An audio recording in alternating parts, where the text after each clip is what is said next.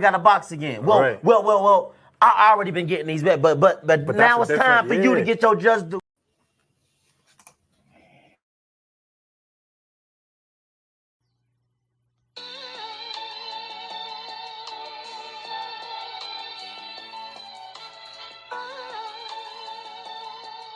Yeah, you know the deal.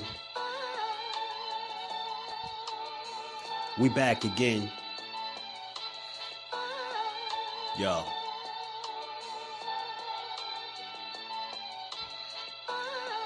A round of applause for Jersey's finest. A lot of content creators not worthy, but they minus. They get offended and start singing like the whiners.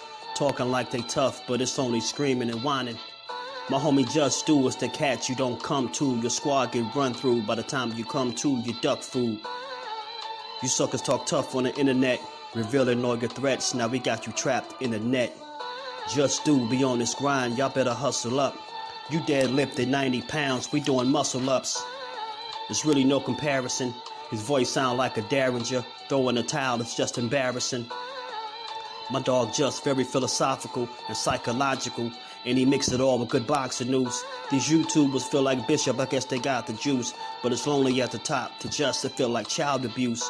Be respectful, he don't want to talk wild and loose. If you can't relate, you get dismissed like a mild dispute. These weird cats will tell lies that they hide the truth. Why beyond views? You lose your life when you collide with dude. It's JusDueBoxing. All you cowards quit jocking. Kirk is official with no other options. Yeah, yeah.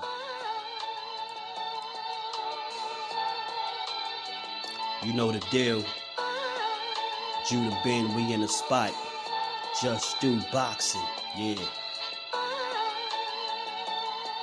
And of course, shout out to Mrs. Do, holding the whole family down. Word 'em up, word 'em up.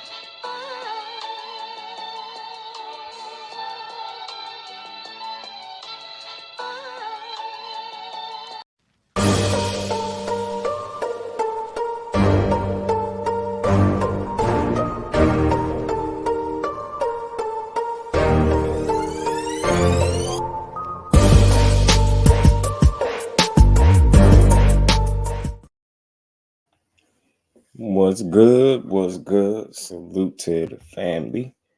On this good Tuesday, we back to get boxing is just due.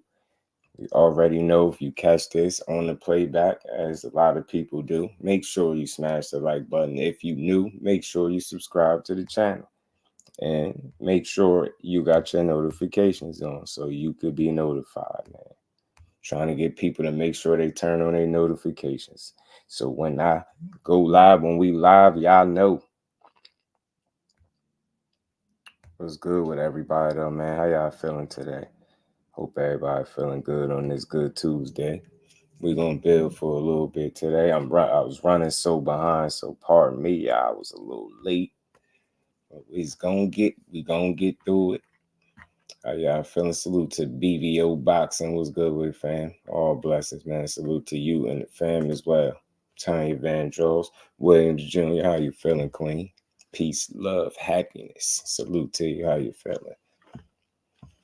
Salute to everybody. Oh, the family. Ace, what's good, family? You already know Miss Joe at peace and blessings, Queen. How you feeling today?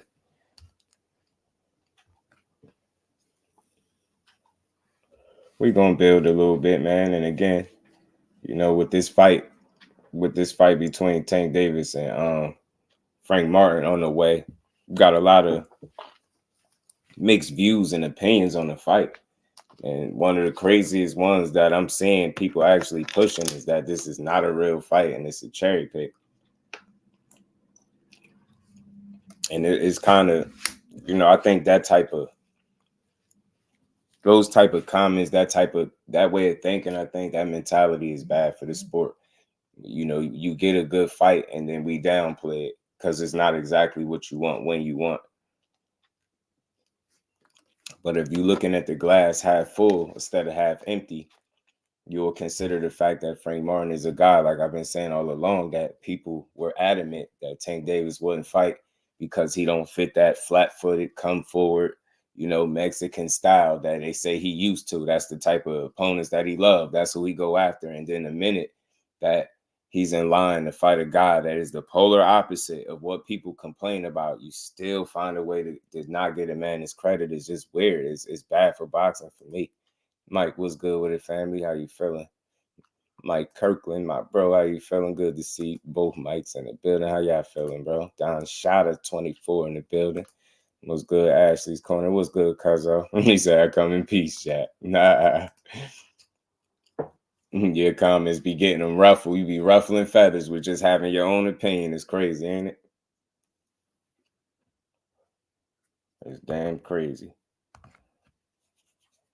But we gonna talk about it. Like I said, man, I for one, I'm anticipating this fight. I can't wait to see it.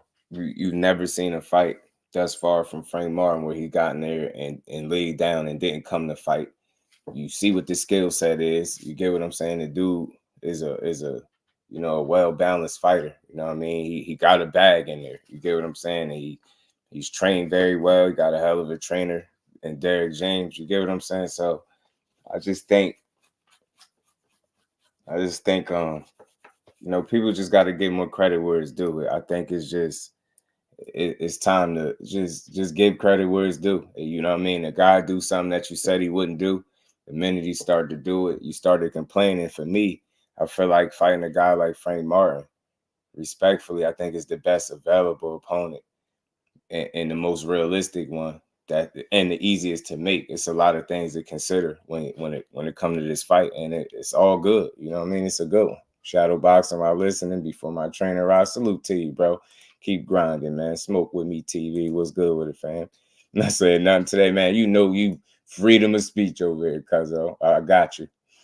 David Tizane in the building. How you feeling, bro? Salute to you, King. And again, when I do these builds, man, I just got a totally different style and approach to this boxing stuff than most people. Like I'm not here to complain all the time. I'm not here to shoot good fights down. You get what I'm saying? When I look at the landscape and you look at who's out there and who's available and what makes sense, you get what I'm saying? This fight is right up our alley. This is one that actually should be happening. You get what I'm saying? So it's just crazy to me how, they say this is not a real fight. You get what I'm saying? And it's a cherry pick, right? All of this weird stuff. This is an undefeated fighter. He ain't lost yet. We get that he ain't the most experienced guy. We understand that, but you get what I'm saying? He damn sure can fight. Make no mistake about it. You get what I'm saying? So, and he's as ready now as he's ever going to be. You get what I'm saying? Because of his age, he got to be ready. He ain't got a choice. But I think this is a good fight. Same way I think Brian Garcia, Devin Haney is a good fight because, you know what I mean? I think it would have been a better fight without all the antics, and we would have just been able to feel like, Ryan was 100% focused. You know what I'm saying? Then you got Kambosos and Lomachenko coming up, right? You got Canelo Alvarez, and they saying Jaime Munguia coming up, right? You got a number of these different fights, bro. But if we being honest, right? You got Tank and Frank. You got Dev and Ryan. You got Canelo and Munguia. You got Loma and Kambosos, right? Out of all those matchups, if we just being real boxing supporters, what matchup is the most competitive, at least on paper, right? You know what I mean? It could play out a totally different way in a fight, but which fight out of all of those that I just mentioned is the most competitive? You get what I'm saying? So it's like, damn, if the most competitive fight is not a real fight, then what the hell are the rest of the fights? You get what I'm saying? I think it's just a bad way to look at things. I get it when people trolling and joking, but now people been really downplaying this fight and shitting on Frank Martin as a fighter. I just don't understand it. I don't get it. You know what I mean? Joe was good with it. I don't think it's a cherry pick. The only way you could call this a cherry pick is if you think Frank Martin is not a good fighter. And I think he's ranked number 1 in the WBA. I have to double check, but he's right there. He's right where he's supposed to be. Andrew Gray was good with it. Zay was good with it. Tank never fought a slick like fighter. And this is a good opportunity for Frank to see what he's made of. I mean, they say he never did it. But again, the fact that he's doing something that people said he never did is credit to it. I mean, I know he's doing what he's supposed to be doing anyway, but you know, I'm not here to shit on it. If people can shit on it, I damn sure can give him credit for making a good fight. Bole was good with it, family. Chief was good with it, fam. You judging Frank off his last fight, understands power stays for 12 rounds.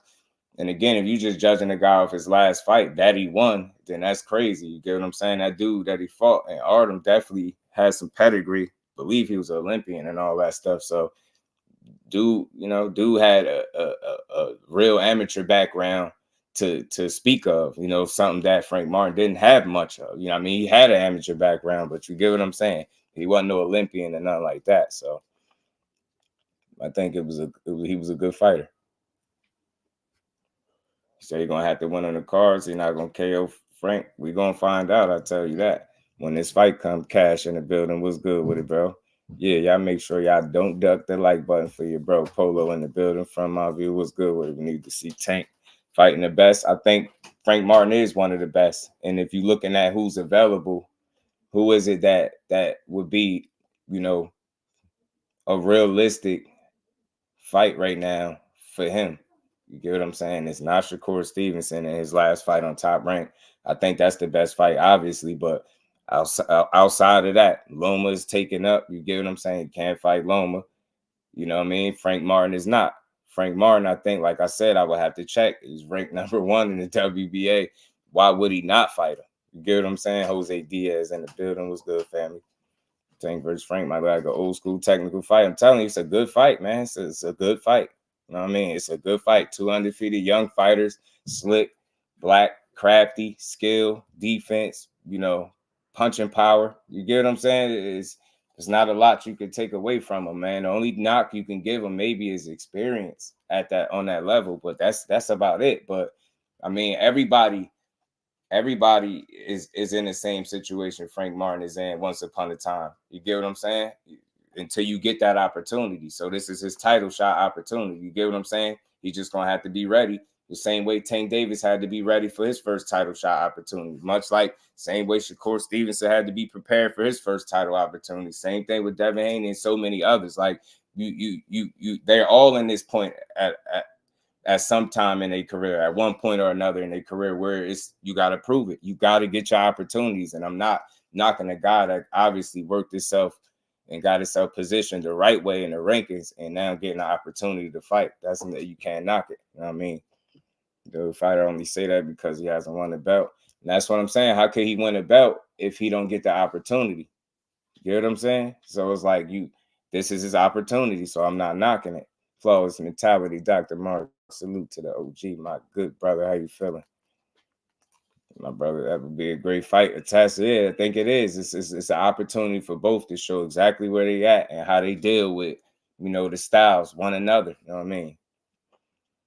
So you're gonna crush that guy. I don't know, man. I don't know if he gonna win. No, of course I lean to him and I expect him to win, but this is a real fight, is what I'm saying. When people say it's a cherry pick and it's not a real fight, I don't know how you could say that. You get what I'm saying? Gary Antuanne Russell and Gary Russell. I'm gonna pull this little video up, and they had some things to say about Tank a little bit. They basically said like he picking and choosing. Like this is not a good fight. I just don't understand. You get what I'm saying? I'm not of the mentality that this is not a good fight. You get what I'm saying? Is Frank Martin a good fighter? You get what I'm saying? You got to get your opportunities. Why not now? He got to. How you gonna prove what he worth if he never fight nobody? You know what I'm saying? What he need? 20 more fights? What he need? 10 more fights before he get the shot? He better be ready, man. The opportunity came a knocking, and he answered the call. You know what I'm saying? At the same time, Shakur and Tank are both fight champions. So why aren't they talking about a fight? They always talk about a fight, Zay. But you got to keep in mind. That's why I keep telling people we can't just expect these fights to just fall together, right? We know what fights we want to see, and I'm with you, Thomas. What's good with it, bro? How you feeling? Fish grease in the building. Tank is known to pick and choose. Now, Tank is what Tank did. His 2 picks, from what I understand, was Hector Garcia and Ryan Garcia.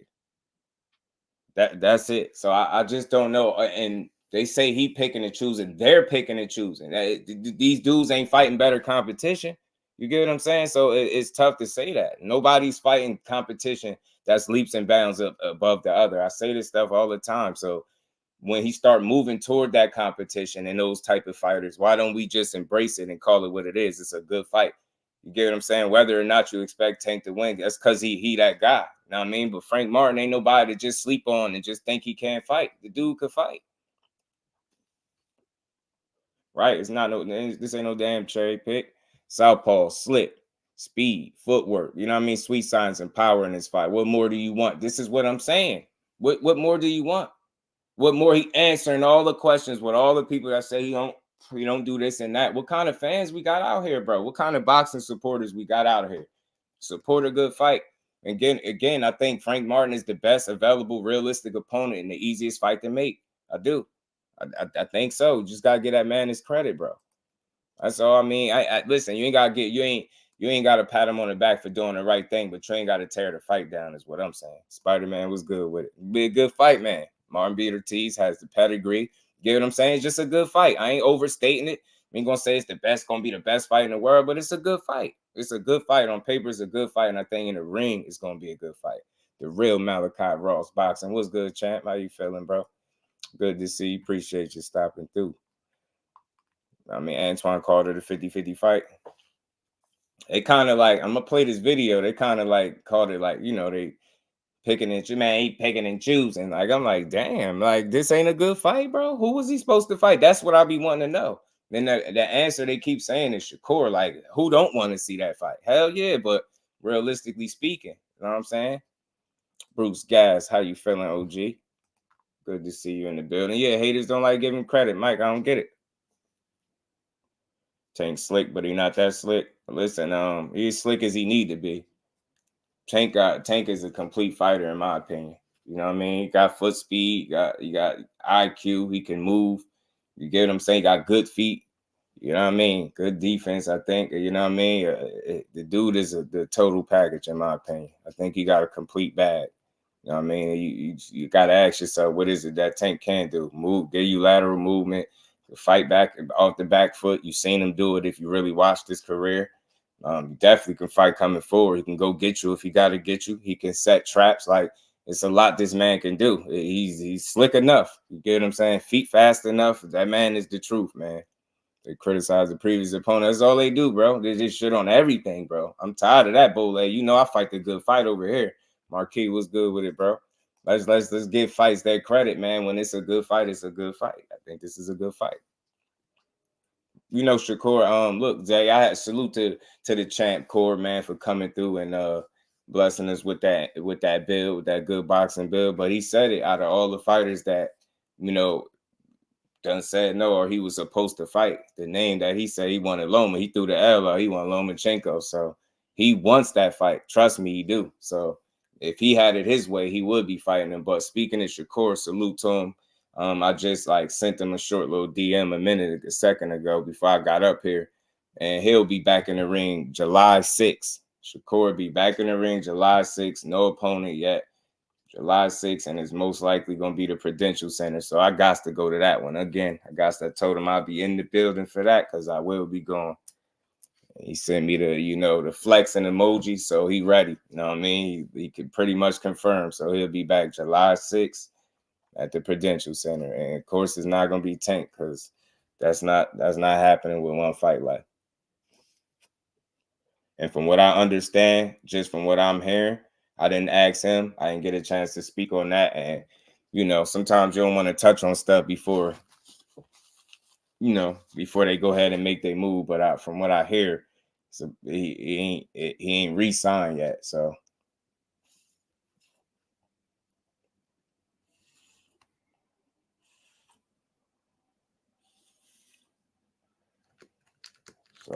we gonna see. But July 6th, champ to be back in the ring.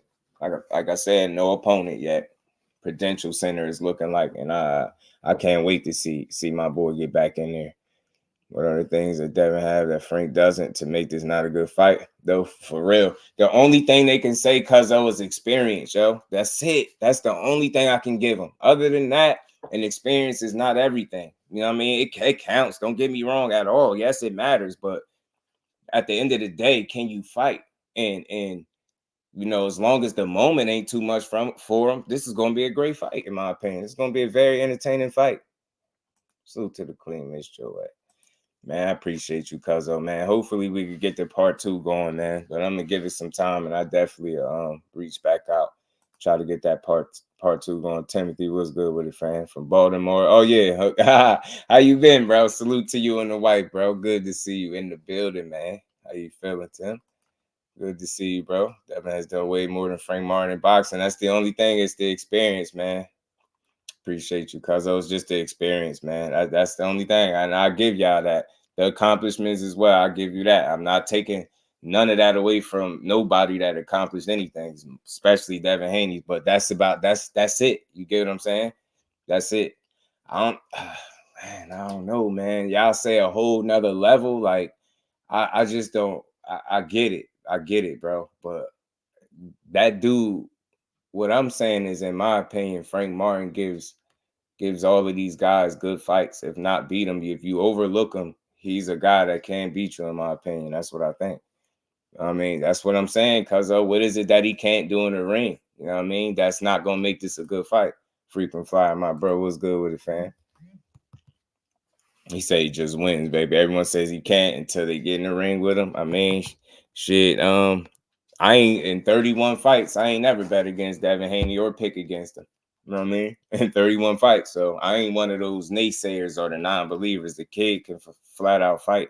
And I know that. But I also feel like I know what fights will be more challenging for him and be more entertaining for us, more competitive. Not saying he can't win them, but there are some better matchups out there for all of these guys. And I believe in due time they're going to get to it, man. Just got to let it happen, man. And call the good fights out accordingly, man. Call them out accordingly. But let's understand the landscape of boxing and who actually be out there, who's available to fight. It's a lot of stuff to take into consideration instead of just shitting on the fights, bro. You know what I mean? Experience don't mean that much. How many fights Morel have? You get what I'm saying? Some people just got it, cuzzo. Some people just got it. Some people just got it. Kello, what's good, family? How you feeling, bro?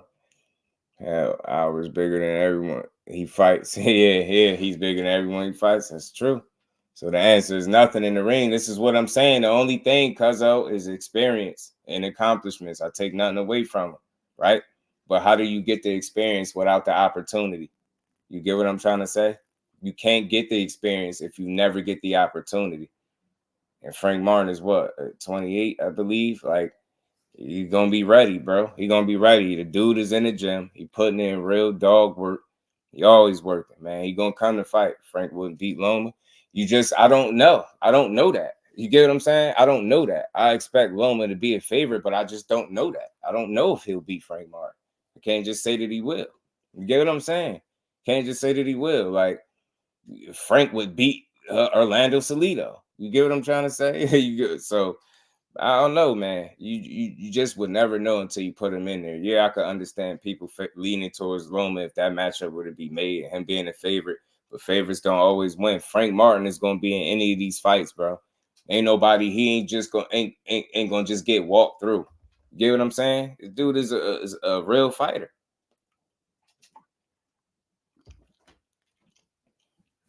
Think is a complete fighter. Facts, Jose. He absolutely is a complete fighter, and this is a real fight. And I'm just here for boxing. You get what I'm saying? Not so much. It ain't got nothing to do with just trying to protect the fighters on both sides. They both real fighters. So I think this is a real fight. You get what I'm saying? To this point, Frank Martin ain't done nothing but get in there and win. And impressively more times than not. You know, the most competitive fight was his last one. And I honestly think he was trying too hard and wasn't listening to Derrick James. You know what I'm saying? And it played out how it played out. But he still beat the dude up, dropped him late and all that. So he definitely handled his business. You know what I'm saying? He closed the show strong. You know what I'm saying? So I just think he's a solid opponent. He a real opponent. He a good fighter. I think it's the best available name out there that makes sense that can be made easy. You get what I'm saying? Jordan Smith in the building was good with every fighter was moving like Shakur. At least 75% of the best fights would have been made already. Man, I listen. I just think that man really be willing to fight whoever, Jordan. I really do. But I think, you know, just we need the business to line up with these dudes' aspirations of wanting to fight each other. You get what I'm saying? So you know, salute to the queen, Miss Joy. Shakur ducked the Haney contract.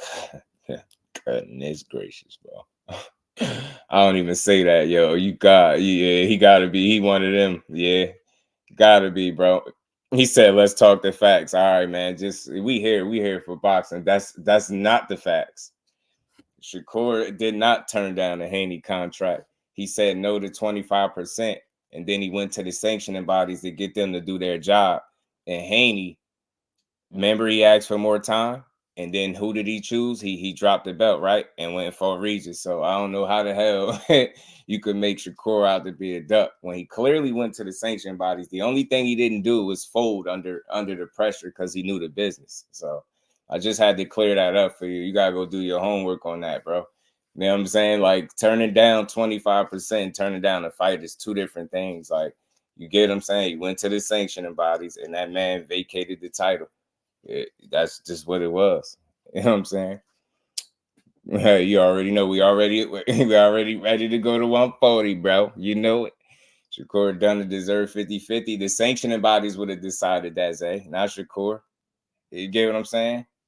The sanctioning bodies would have had to decide that. So he didn't allow that process to take shape because he went and made his decision to go fight Regis at 140. And even him doing that one, that's not Devin Haney ducking either. That's him. He had an option. He could have pursued the Shakur Stevenson fight, or he could have went and did what he did.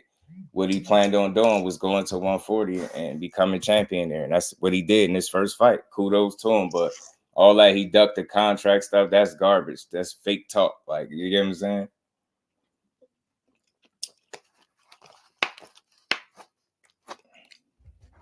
You say, how you gonna run to the how you going? It's called business, man. It's called knowing your business, eh? It's called knowing your business.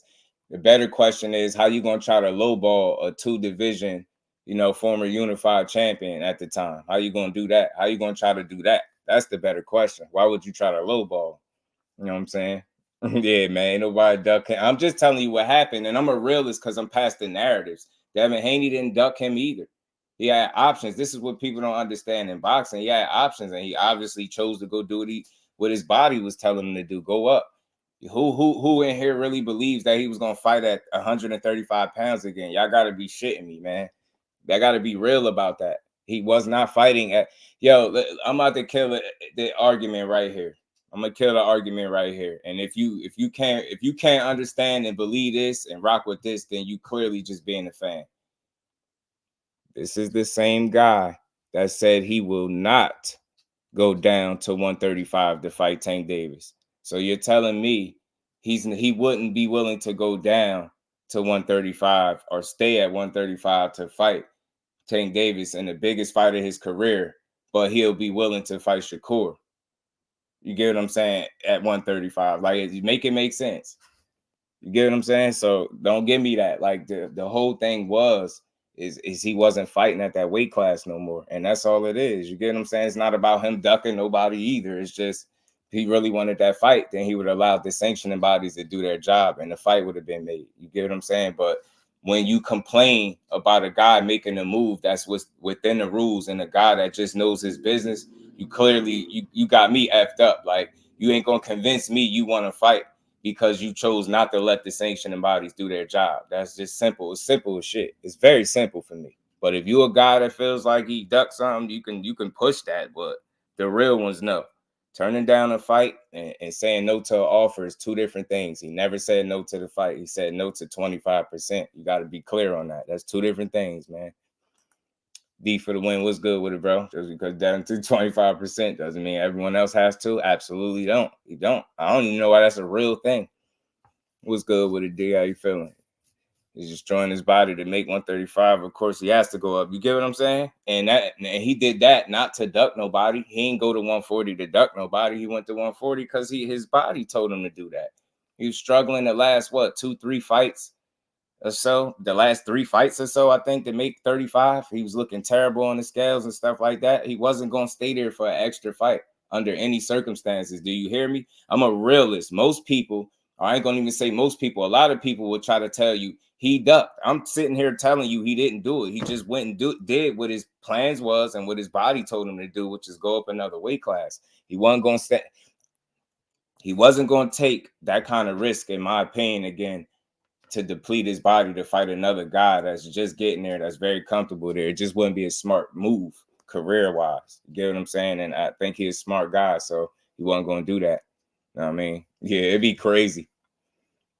You say disrespectful for running to the no. See, you being a super fan, that's not disrespect. That's knowing your business again, bro. Like, you sound different, yo. That's nothing disrespectful about that. He don't see, the thing is, he couldn't call that shot, bro, and he thought he could. He didn't have to fold to no 25%, and he knew better. But we gonna move on past that. You could think what you want, but I just call it how it really is, not how I want it to be. I just call it how it is. Miss B, what's up with it? You just got to know what you know. You know what I mean? But salute to you. But back to this real fight at hand, man. Yeah, man, people doing a lot of complaining about this fight. Like I said, I don't think it's a bad fight by any stretch. And like I said, with the number of fights that's coming up, you get what I'm saying, Tank and Frank, but you got Ryan at 420, Ryan and Devin fighting, right? You got Kambosos in April, Kambosos and Lomachenko. You got, May 4th, they're saying Canelo and Munguia. All of those fights are real fights, right? But what's the most competitive fight out of all of them on paper? And it's crazy how I'm just putting it in perspective. I'm not taking anything from anybody. But is Ryan and Devin a more competitive fight than Tank and Frank? I don't think so. You get what I'm saying? And I think the same thing for Kambosos and Loma. Same thing for Munguia and Canelo. So, you get what I'm saying? If Munguia and Canelo could fight, then Tank and Frank could fight. You get what I'm saying? It's just that simple. He's getting an opportunity to fight for a title. Like I said, he's up there, ranked number 1 in the WBA. What title do Tank have? How are you shitting on a fight when the guy obviously deserved the shot? You get what I'm saying? Realistically speaking, who else is out there that's better than him right now that's available, that makes sense, that's going to be easy to make? Tell me that. Go find a guy, because Frank Mar, y'all acting like he just ain't one of them guys. He one of the guys at 135. He just is. You know what I mean? He ain't got a slew of fights, but he put the work in, man. He continued to win. I think this is solid. It's solid come, bro. Yeah, for sure. Right. He said the fight not even official yet. It's official as a referee with a whistle. The only thing you ain't get is a date. You clearly see Tank talking back and forth to Frank, told him to suit up. You know what I mean? And be ready. Somebody getting sleepy or somebody going to sleep. You think he doing all of that because he ain't fighting him next? You know what I'm saying? That's exactly who fighting next. Everybody is in the know now. That's not even a secret at this point if the fight is made. And that's the fight. Fate was good with it, bro. How you feeling? Ain't he and Ryan gonna have the best pay-per-views this year? Who knows? I mean, I hope it does well. I'm always rooting for boxing in that way. So if he does do well, that's good. You know what I'm saying? Who don't want to see the fight do well? I think you'll have to be a hater to not want to see it do well. I don't dislike those dudes. It should be a decent fight. You know what I mean? And Ryan looked like he more locked in from a training standpoint than what he's been the entire time. So hopefully that's a good sign moving forward, man. Cause I just want to see a good fight. That's all. Salute to my brother Mike Kirkland putting that color in the chat, man. Much love and appreciation. Got to go outside to feed and water my pets, but I'll be listening. Appreciate you, family, as always, Mike. Supporting the grind. And we ain't never got a box again. Well, right. well. I already been getting these bets, but now it's time for you to get your just due. Salute to my brother Mike Kirkland. Y'all make sure y'all punch that like button for your bro as well, man. Win, lose, or draw, I'm tuned in for Tank versus Frank. Me too. We need a competitive fight, shop, not Ryan and Rolly. I'm telling you, and at the end of the day, I think that's they down in the fight, but that's the most competitive fight out of all of the ones I just named on paper. And you got several different fights. You get what I'm saying? You got more mismatches than what Tank and Frank is. People acting like Frank Martin is just some poop hut or something, man. I don't understand it.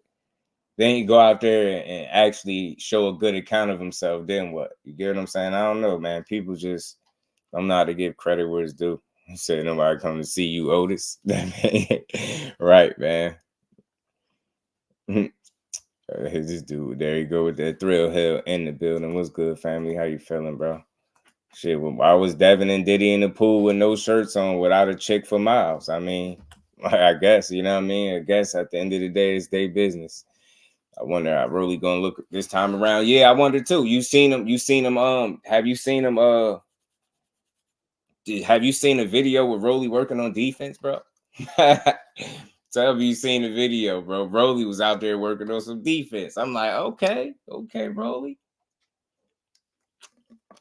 Big Rolo was out there working on defense, bro. I'm really looking forward to him retiring that Power Ranger. Man. Oh, you talking about who you talking about? Tim and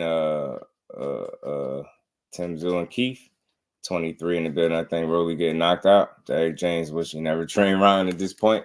I don't know. Derrick James might be good with it. He's cool as the other side of the pillow. And like I said, at the end of the day, Ryan Garcia is at least putting some work in where you could at least feel like he trying to salvage what's left of this training camp and get it back on the straight and narrow. It's a good sign, man. I just want to see the best fight possible. I don't have a dog in the race. I feel like Devin Haney's going to win. But the least Ryan could do is show up. He owe that to the people.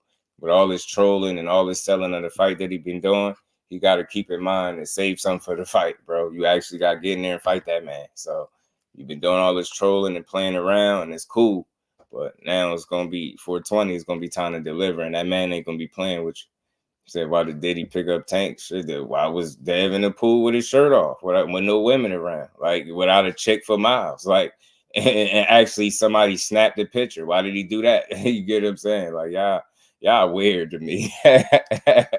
Derrick is thinking about the children in the future. He's trying to get paid, man. I'm telling you, he thinking about all the good he could do. You know what I mean? And Derrick, I think, is just there to do a job. He's not there to babysit, but he's there to make sure Ryan is putting in work. And like I said, the last time I seen Ryan, he was in the gym putting in some work.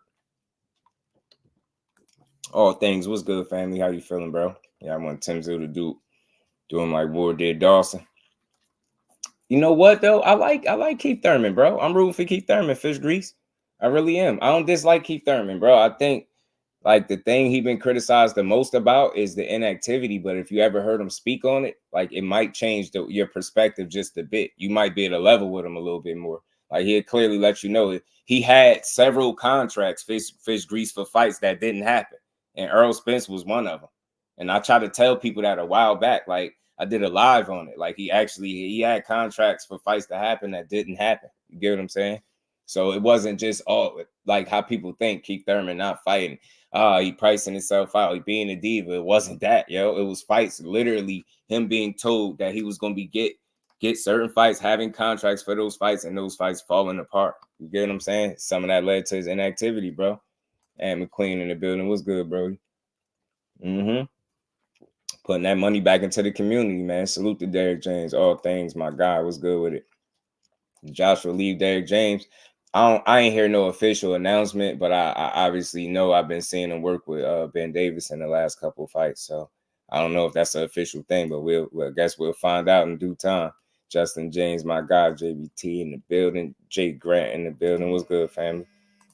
One time. Yeah, I like him, McKellar. I like one time, bro. I like one time. Y'all smash that like button.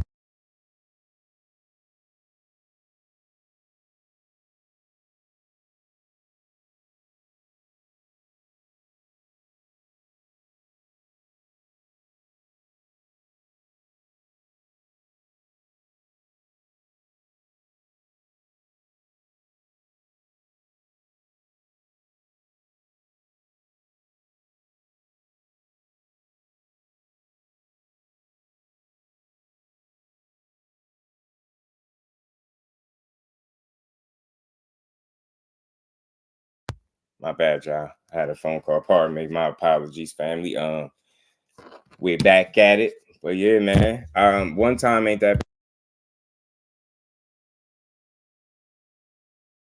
Yeah, one time, look, man. He explained some things. Like he gave you a better understanding. Like I said, y'all, as to why he was inactive and how some of these fights just wasn't coming to fruition. So it wasn't all a Keith Thurman thing. And think about it, y'all. He got one loss. He came and fought Manny Pacquiao off a layoff, got knocked down early, and fought back to a split decision, bro. Keith Thurman ain't never got his ass whooped inside the boxing ring. I just think it been the understanding between what's really kept him inactive. You know what I mean? Some of it has probably been self-inflicted, right? But then it's been a nice portion of that inactivity that happened because of fights that he was told that he can get that just didn't come to fruition. You get what I'm saying? So I rock with one time. Look, I'm rooting for him. I like Tim Tszyu too, but I'm rooting for I'm rooting for Keith Thurman, bro, because nobody counting him, nobody expected much of him, and they treating him like you would think he wasn't one of the best fighters in the world at one point. You get what I'm saying? At 147. So I don't know, man. I just hope he could have one of those vintage type performances, bro. I mean, you had Ryan versus Devin. Y'all make sure y'all punch that like button out, man. Like Dev gonna be using that jab that like button like Dev gonna be jabbing Ryan, man. Brain food was good with it. Hella girls in the pool. Not in that picture, it wasn't. There was 2 men in there. Lonnie Lee was good with the family. JBT in the building. B-Dog was good with the family. How you feeling? A pool full of girls, and you wanted to take a picture with a man with your shirt off. Right. It makes sense. Sure. Maurice Jones was good with it, fam. How you feeling? But I ain't here to talk about that. I just asked them a question because I don't care about that. Like, I really don't. Because to be honest with you, me saying anything about it is just me joking about it. Like, I don't think it no further than just making a joke out of it. It's nothing wrong with what they did, to be honest with you. Like, it just was a picture. So that's not even boxing. So you can fantasize about why he was in the pool, but I could care less. Or you could think about why Diddy picked up Tank. You could think about that type of stuff, because that don't hold no weight in my head. LaMarcus, what's good with it, family?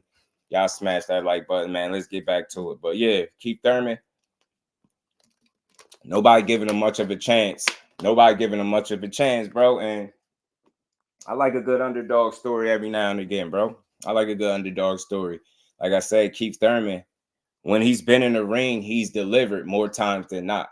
And he's never been in a boring fight. You've never seen Keith Thurman in a boring fight. So I don't have the disdain for him that the average person has because of his inactivity or whatever reasons people got that they don't like Keith. But if you ever really listen to him talk outside of the trash talking, he's a very intelligent fighter. He's smart inside the ring as well. He definitely got the style to beat Keith Thurman. I mean, to beat Tim Tszyu. But I don't know if he still has the same exact legs, right? He still his punch resistance got to be intact. He still need to be to get the respect that Tim Tszyu and possibly hurt this man. You get what I'm saying? So it's a lot of variables working in there. That big gap in inactivity for Keith Thurman is just always tough. You fighting above 147 and you ain't fought outside of 147 in years. Like, you get what I'm saying? So you fighting in the 150, should I say. So it's tough, man. It's tough. It's going to be an uphill battle for sure. Let's go four corners boxing and then the building. Oh, man, salute, man. Maurice Jones, man. I got to get you out. I got to rent you up, man. Salute to my guy. Appreciate you. And shout out to Four Corners Boxing as well. Yeah, you facing Pebble Thrust is the worst that got me. Roger was good with it. This fight is closer than people think. Keith is in the beach. But I can't overlook that inactivity. Right, man. It's tough. Yeah. It's tough. It's tough,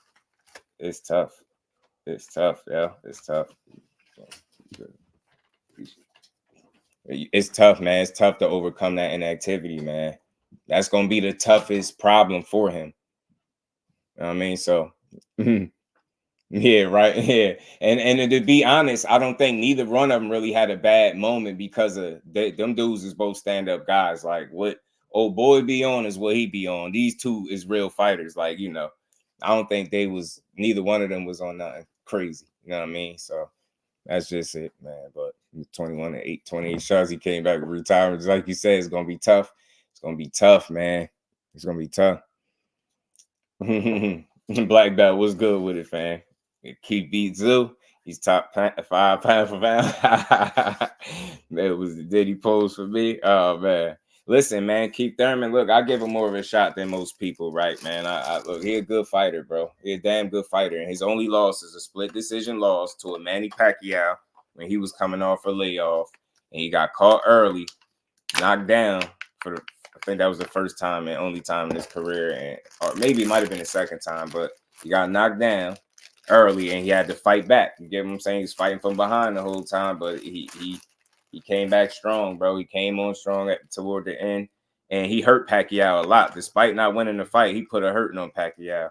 I mean, Pacquiao told Andre Ward back in the dress. I'm not Andre Ward, Andre Berto back in the dressing room how bad Keith Thurman was hurting him in that fight. So although he didn't get the nod, it was a split decision loss. Not too many people get knocked down by Manny Pacquiao and be smiling while they down there. Keith Thurman really fought back strong. He came back and he just came up a little short. You know what I mean? It was a hell of a fight. But outside of that, man, the dude has done nothing but win. He always give you entertaining fights. Even in defeat, it was entertaining. So I'm just hoping that the age and inactivity ain't caught up to him to the point where he's unable to handle what Tim Tszyu is bringing. Like I want to see a real fight. I don't want to see him go in there and get washed. I like Keith Thurman. I don't have no reason to dislike him. To do, like I said, man, he delivers when he's in the ring. I don't know what people be judging fighters off, but I look at the ring more so than I don't care about their personal lives. Like that's not my business. Like, but the stuff that I can see when they have the way they conduct themselves outside the ring and inside, Keith ain't never in trouble. He mind his business. He be out of sight of mind. He like to trash talk, have fun. He an entertaining dude. Keith Thurman is good for the sport. The worst, part about Keith Thurman's career has been the inactivity and maybe the injuries, and that's just part of the game. So I have no reason to dislike the dude. GM was good with it. You stupid. Y'all stupid. Nah, man. Kyle Cooley, blessings, family. How you feeling, my guy? Good to see you in the building as always. I'm saying, keep look like you got beaten by wire, man. His face, man, was done as well. Cooked, yeah, man.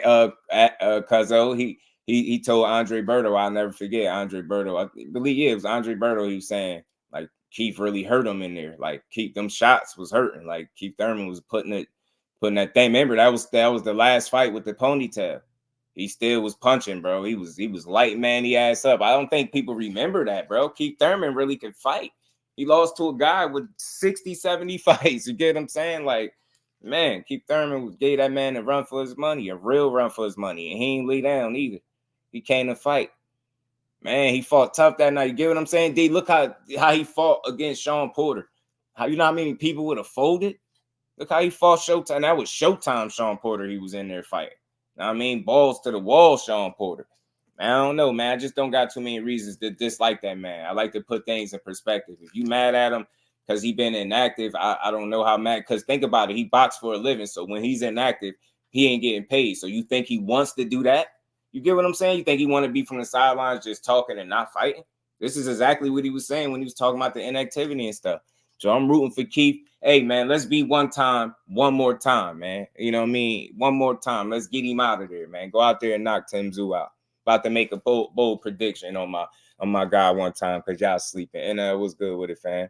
How you feeling, bro? Ain't no shame in losing the Pac-Man, none whatsoever. You get what I'm saying? Bud gonna stop ducking boots. This is the thing, bro.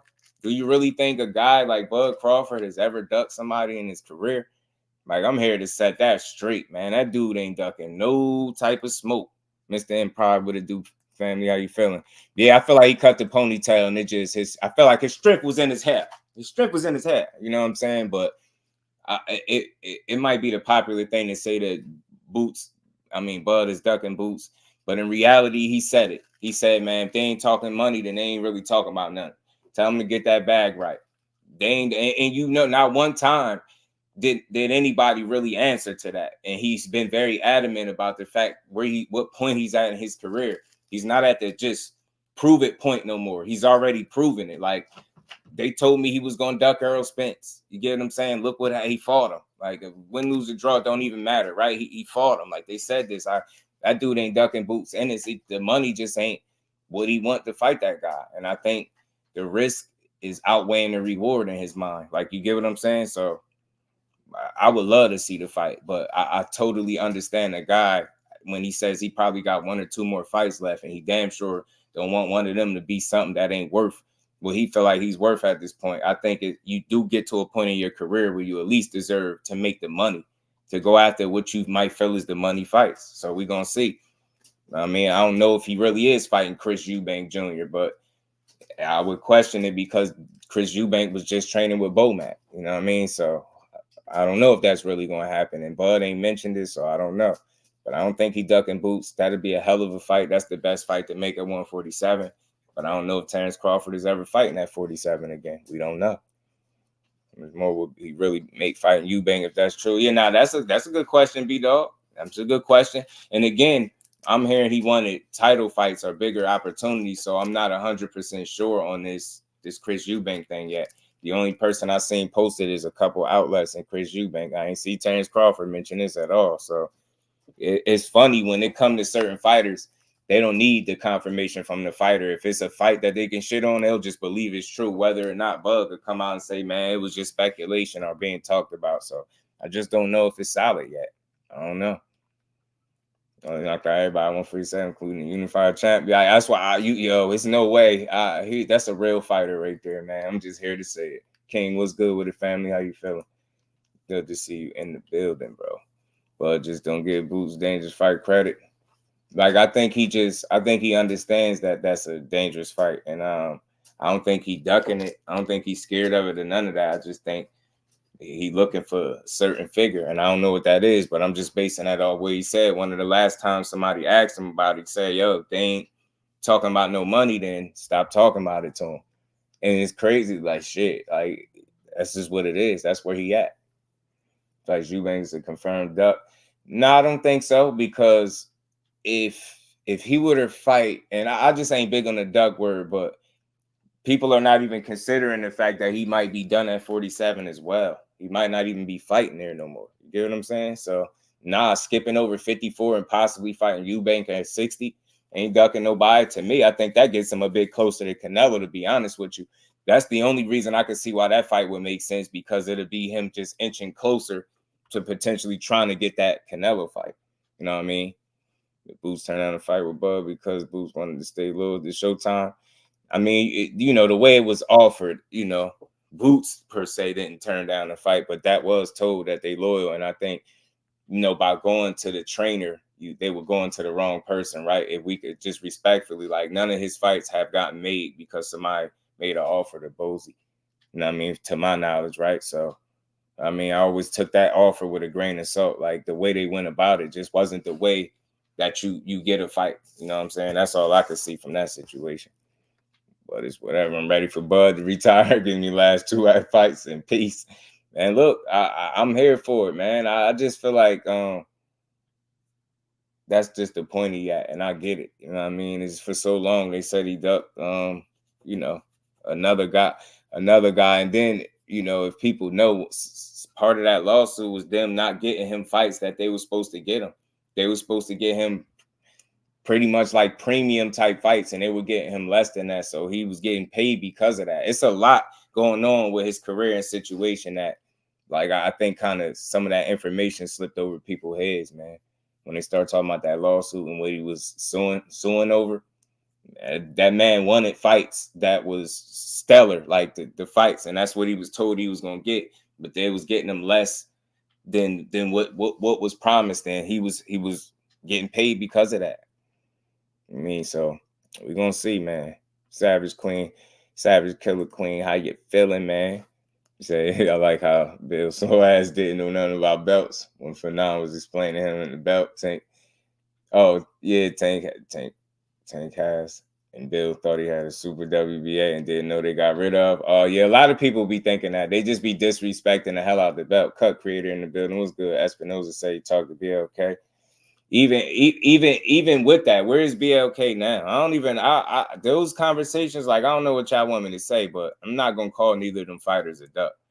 Like, that's all to it for me. IB was good with it, fam. LWBoxing, the fax machine in the building.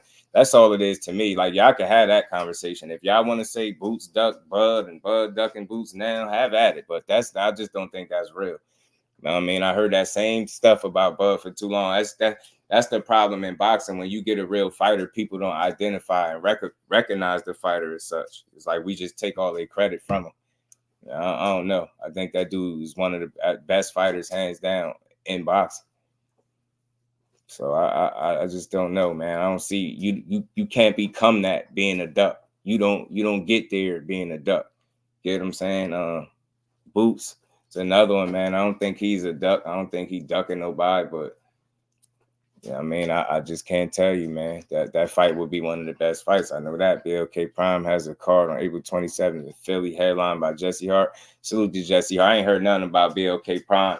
I know since that situation. Salute to Dub. He always on it. Y'all smash the like button for me. Let me grab some water.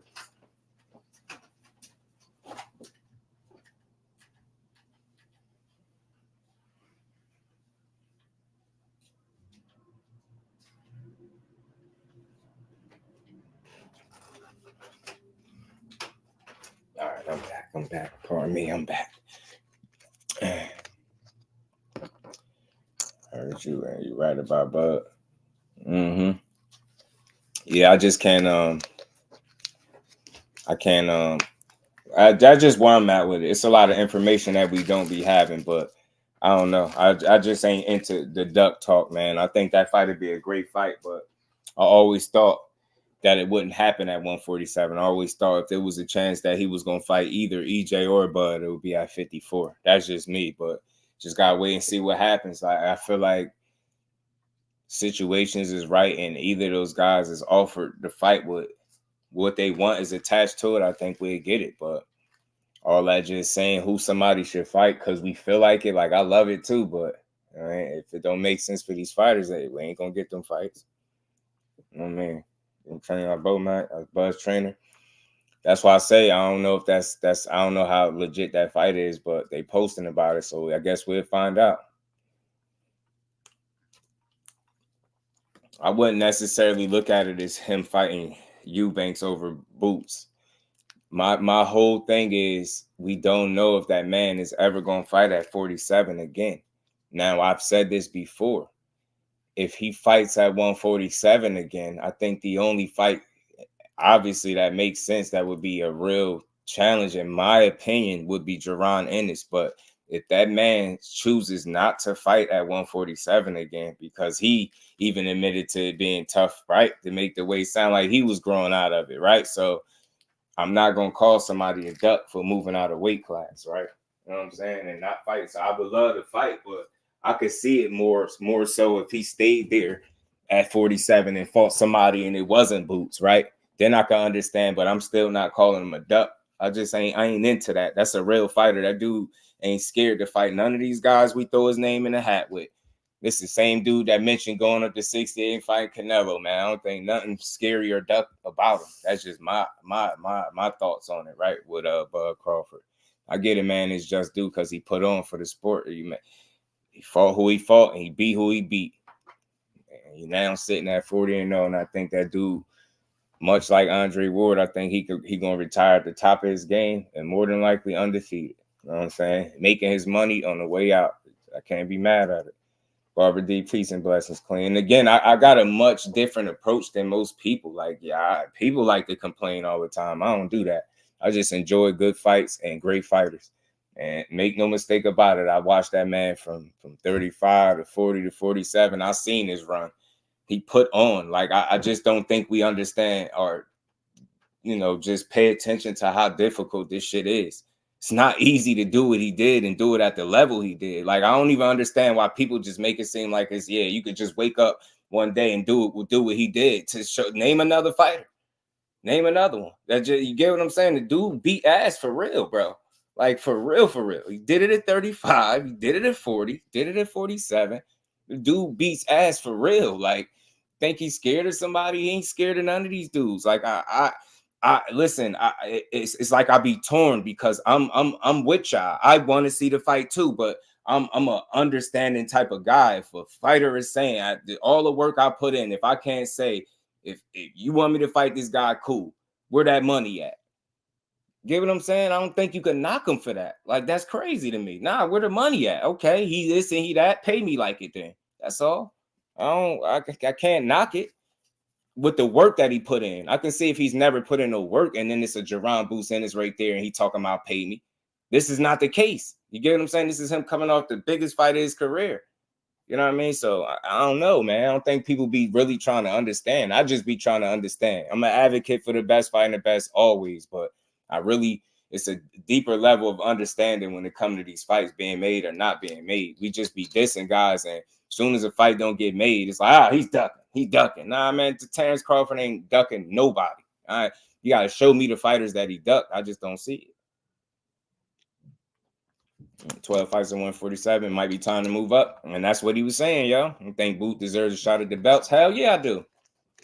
Absolutely, Zach. Absolutely, Boots deserves a shot. Absolutely. Nobody at 47, in my opinion, is more deserving than Boots.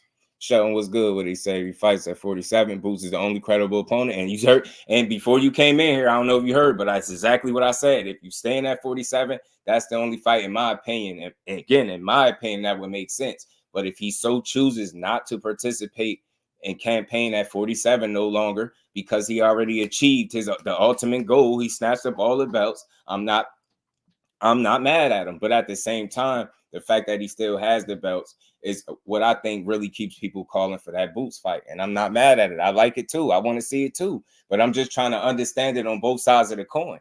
That's all. Like, it's a real conversation to be had. That man want to get paid accordingly. And should he? You get what I'm saying? Should he? Like, that's all. That's all I'm saying. You got dudes ain't putting in a tenth of the work that Bud Crawford put in, and they out here crying paydays. You got dudes that ain't even won a title crying about paydays and how much they getting paid. This dude is just asking to be paid at the tail end of his career because of the work he put in. You get what I'm saying? It's just a different perspective. He's actually put in the work. And then doing so, and I don't think he wants easy fights moving forward. I don't think that's what he wants. You know what I'm saying? Sound like he wanted to challenge himself, especially if a Canelo fight was in his mind. That's a real challenge. That's a real challenge. So I don't know, man. I listen, I get all the criticisms. I be understanding all that. But people got to understand the way my mind works. I'm all about giving people their credit. And I wouldn't be staying true to my name and the way I think if I'm always up here knocking when somebody achieves something that is very hard to do. Just think about how much praise a certain somebody got for winning undisputed. This dude did it twice. You get what I'm saying? In higher weight classes.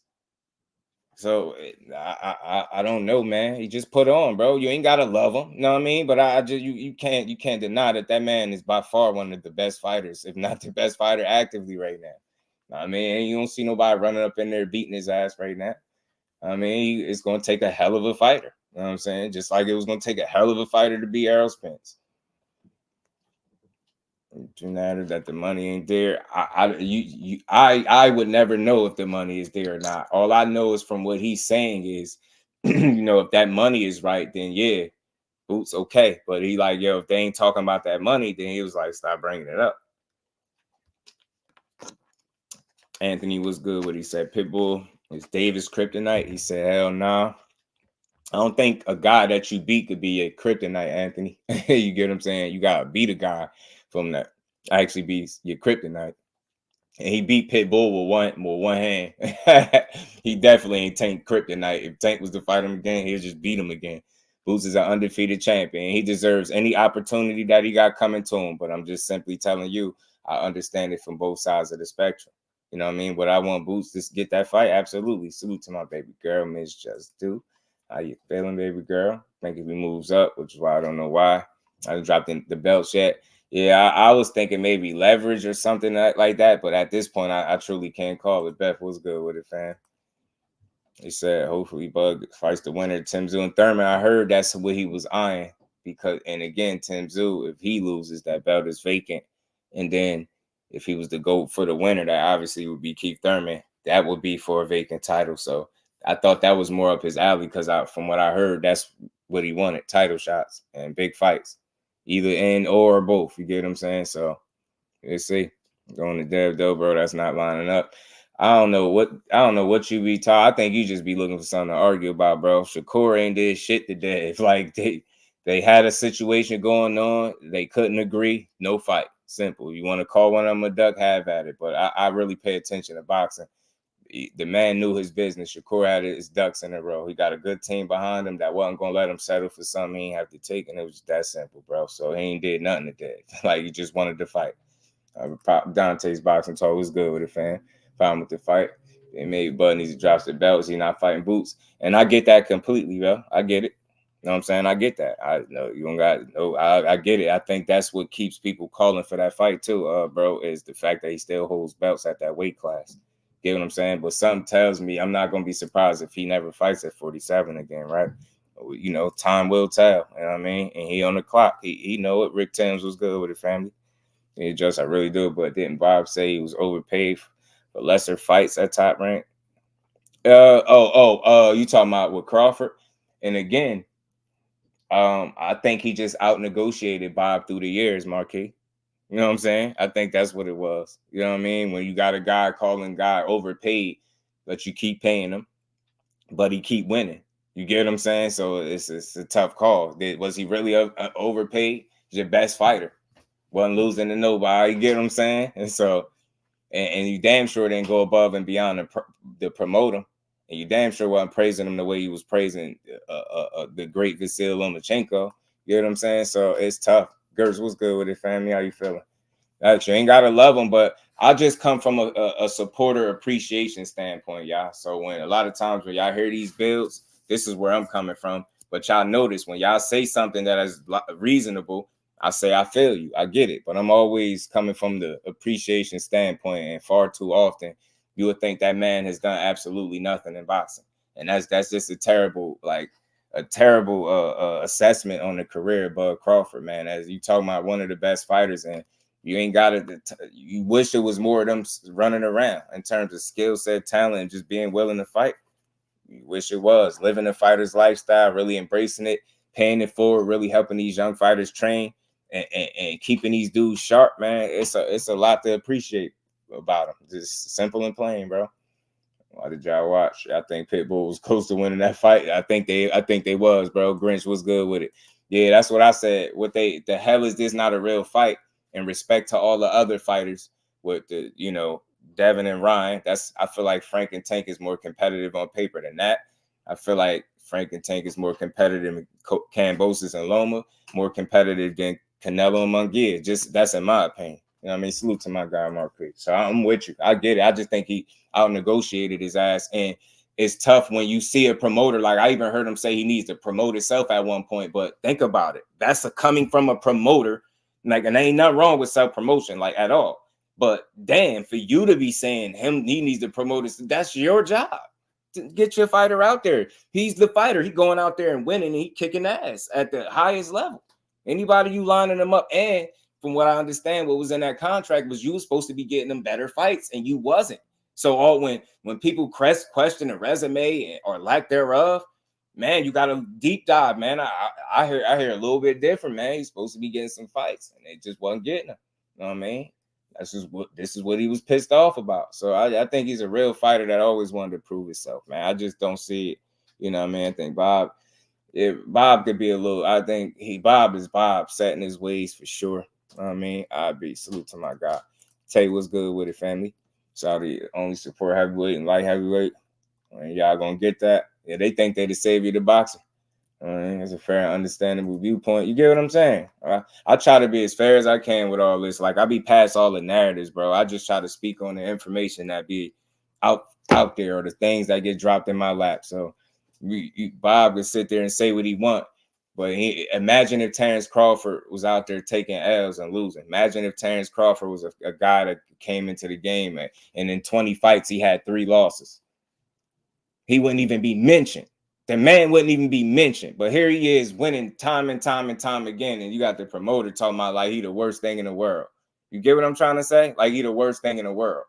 Come on, bro. What are we talking about, man? I'm for the fighter getting his just due, man. That's all. You know what I mean? I am. And Terrence Crawford put on a lot, man. I watched him through all of the weight classes, and it been fun, entertaining for me, bro. I've been entertained highly watching him beat people ass over the years. That's Bud is Mr. Focus on your fight for you not make it to your fight. Salute to my baby girl putting that color in the chat. I like to see color in the chat to help the channel grow. 70 people in here. Everybody sent $2 to the Cash App, $2 to the Super Chat. Just Do is dope in its own right. I love it. Facts over fiction. Look at my baby girl repping for her man. And we ain't never got a box again. Well. I already been getting these bet, but now it's time for you to get your just due. All right. All right, I got you. I got you. I got you. I got you, baby girl. I got you. Salute to my baby girl. And Bud don't want to fight Boots. Look, I get it, yo. I'm just a different guy. I'm gonna keep saying it. I just don't look at him as a fighter that's scared to fight somebody.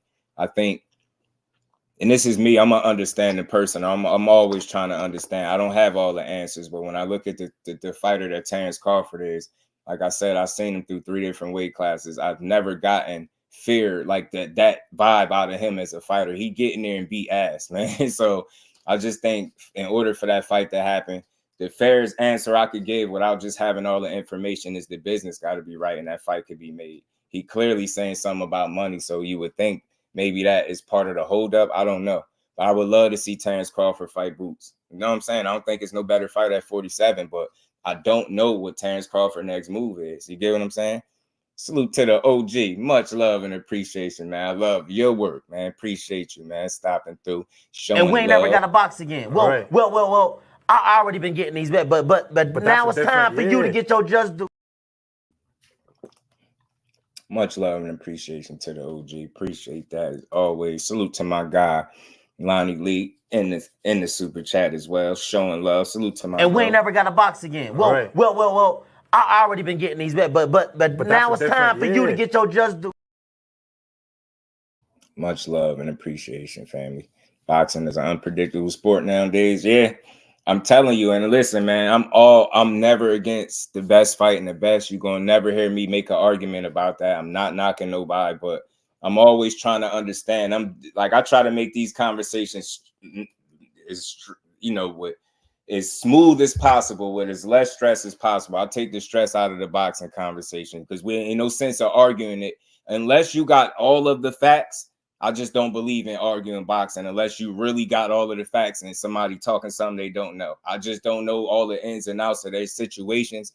I just look at Boots Ennis as a young fighter that everybody not everybody, some people still calling him hype. We know he's unproven, but everybody was in his shoes once upon a time. He's going to remain unproven if he's never awarded the opportunity to prove he's great. You get what I'm saying? He got to be given the opportunity. How would you know if he's never given the opportunity? So I'm all for him getting his shot. Do I believe if a Terrence Crawford contract came across his desk, would he sign it? Yeah, I do. And for Crawford, you get what I'm saying? I feel like he at the point where the money better make sense for him. And I ain't knocking it, but I would love to see the fight. But I get it. Get what I'm saying? He at the tail end of his career. He got 2 left, he said. You know what I mean? Maybe even 1. So it is what it is. We have to see. We have to see what happens, man. I personally don't mind seeing him focus on a winner of Tim Tszyu and Keith Thurman. I wouldn't mind seeing him fight a Tim Tszyu. I wouldn't. But if I just want to be clear, if he's going to sit anywhere near 47, that's where 47, where he's going to be at, the only fight is Boots. You know what I mean? But we're going to have to see. We're going to have to wait and see. Man, 3 losses, been knocked out before, and he got Buzz trainer. Like Buzz want easy money. Man. I just think he get a kind of a raw deal a little bit for not being one of the best. I don't look at him as a guy that ain't willing to challenge himself. Like I just don't think he could be recognized as one of the, and hell with the pound for pound. We know what a great fighter is. I think he's that. And I don't think you could become that by not challenging yourself. You know what I mean? Is there some other guys you may have wanted to see him face at different points of his career? Of course. Who didn't want to see him fight Pacquiao and stuff like that? Different things like that. We all wanted to see it. It's a few fights. Wanted to see the Errol Spence fight as soon as he got to 47, right? We eventually got it. So I don't know, man. I don't know, man. It's boxing for you, man. But the end of the day, for me, I just look at it. He's been in the ring 40 times and he stood on business every single time. You know what I mean? The business of boxing sometimes getting away. Maybe he was hard to work with. Bob Arum has said that. Who knows? But I just don't look at him as a duck. That's all. Boots Ennis, another one. He on the come up. That's a real fighter, bro. I think if he had the opportunity, he would fight that man. Shelton was good. He said, was the belt bringing Ennis, Cody Crowley? We got to see if Cody going to say, yeah, man. That's what I'm hearing. It's on Cody. I'm hearing that's on Cody. And I from what I understand, I think he did turn the fight down before. But I think that maybe at that point, I don't know if Boots was the champion. I don't think he had the title. So maybe having a title might, convince him to get in the ring. I don't know. I think it'd be a cool fight. I like Cody Crowley, but he need to take that fight. Salute to the baby girl. So I got time today, man. Just play my theme music. Support. Want to see Just Do grow? Yeah, tell these people Frank Martin scared of Keyshawn. Oh man, Frank Martin is scared. And we ain't never got a box again. Well. I already been getting these bets, but now it's time for you to get your Just Do. Salute to the baby girl, man. Appreciate you. Yeah, man. That's a good fight somewhere down the line. I could see it happening. I don't see why I can't. RP boss. Salute to 704 Joe. How you feeling, bro? Good to see you in the building. Boots will take Buzz belts. That'd be the toughest fight you've seen Boots in to date. I'll tell you that. That is not going to be the kind of cakewalk or the type of fight that people will assume. Like, listen, he got a real chance at winning for sure. I think Boots Ennis got the best chance, especially at 47. I don't think nobody got a better shot at possibly winning a fight against Terrence Crawford because he's athletically gifted, man. He'll be able to keep up with Bud, but it's a gap in the experience level for sure. And that's just something you got to consider. So it'd be like, experience versus youth. That'd be the perfect matchup, and it'd be highly entertaining because both guys are, athletic. Even Boots, like, he's much younger, so he hit just as hard, if not harder, just as big, if not bigger, right? So, you'll see a good foot, a true switch hitter. It'd be entertaining. No better fight to me. Like I keep saying, I can't stress that enough, but I just don't think we get that. I don't. The way it's looking, I don't see it. Salute to NL, man. Much love and appreciation. And we ain't never got a box again. Well. I already been getting these bets, but now it's time for you to get your Just Do. Salute to my guy. I gotta fix that. I hate the fact that it'd be cutting my clip short. One always gonna be a part of the equation. Yeah, it's just the opponent's fans gonna criticize regardless. And I understand some of the criticism, right? It's cool, right? But I don't believe in slander. Like, I don't criticize all day. We ain't soft this boxing. You can have your critiques, right? But I think it's just a fine line that people we strive. Like, I'm not into putting duck jackets on fighters that's proven time and time again to be top notch. Like, it's just tough to do. You know what I mean? Naeem, what's good with it, fam? How you feeling? Boots burner account here or what? You stupid, man. Bakes boxing fan. What's good, family? Man. Behind the Hands TV, my good brother Mo. How you feeling, Brody? Good to see you. And then he said Cody Crowder literally retired when he was told he would fight Boots initially. Yeah, he didn't want to be the one. I'm telling you. Now, maybe the title might get him to stand up, hopefully. But I know it's tough being Boots Ennis, being a young guy that you don't complain. He stay in the gym. He always in shape. He just want the opportunities. He never kicking and screaming, whining about money. You know what I mean? He just want to fight.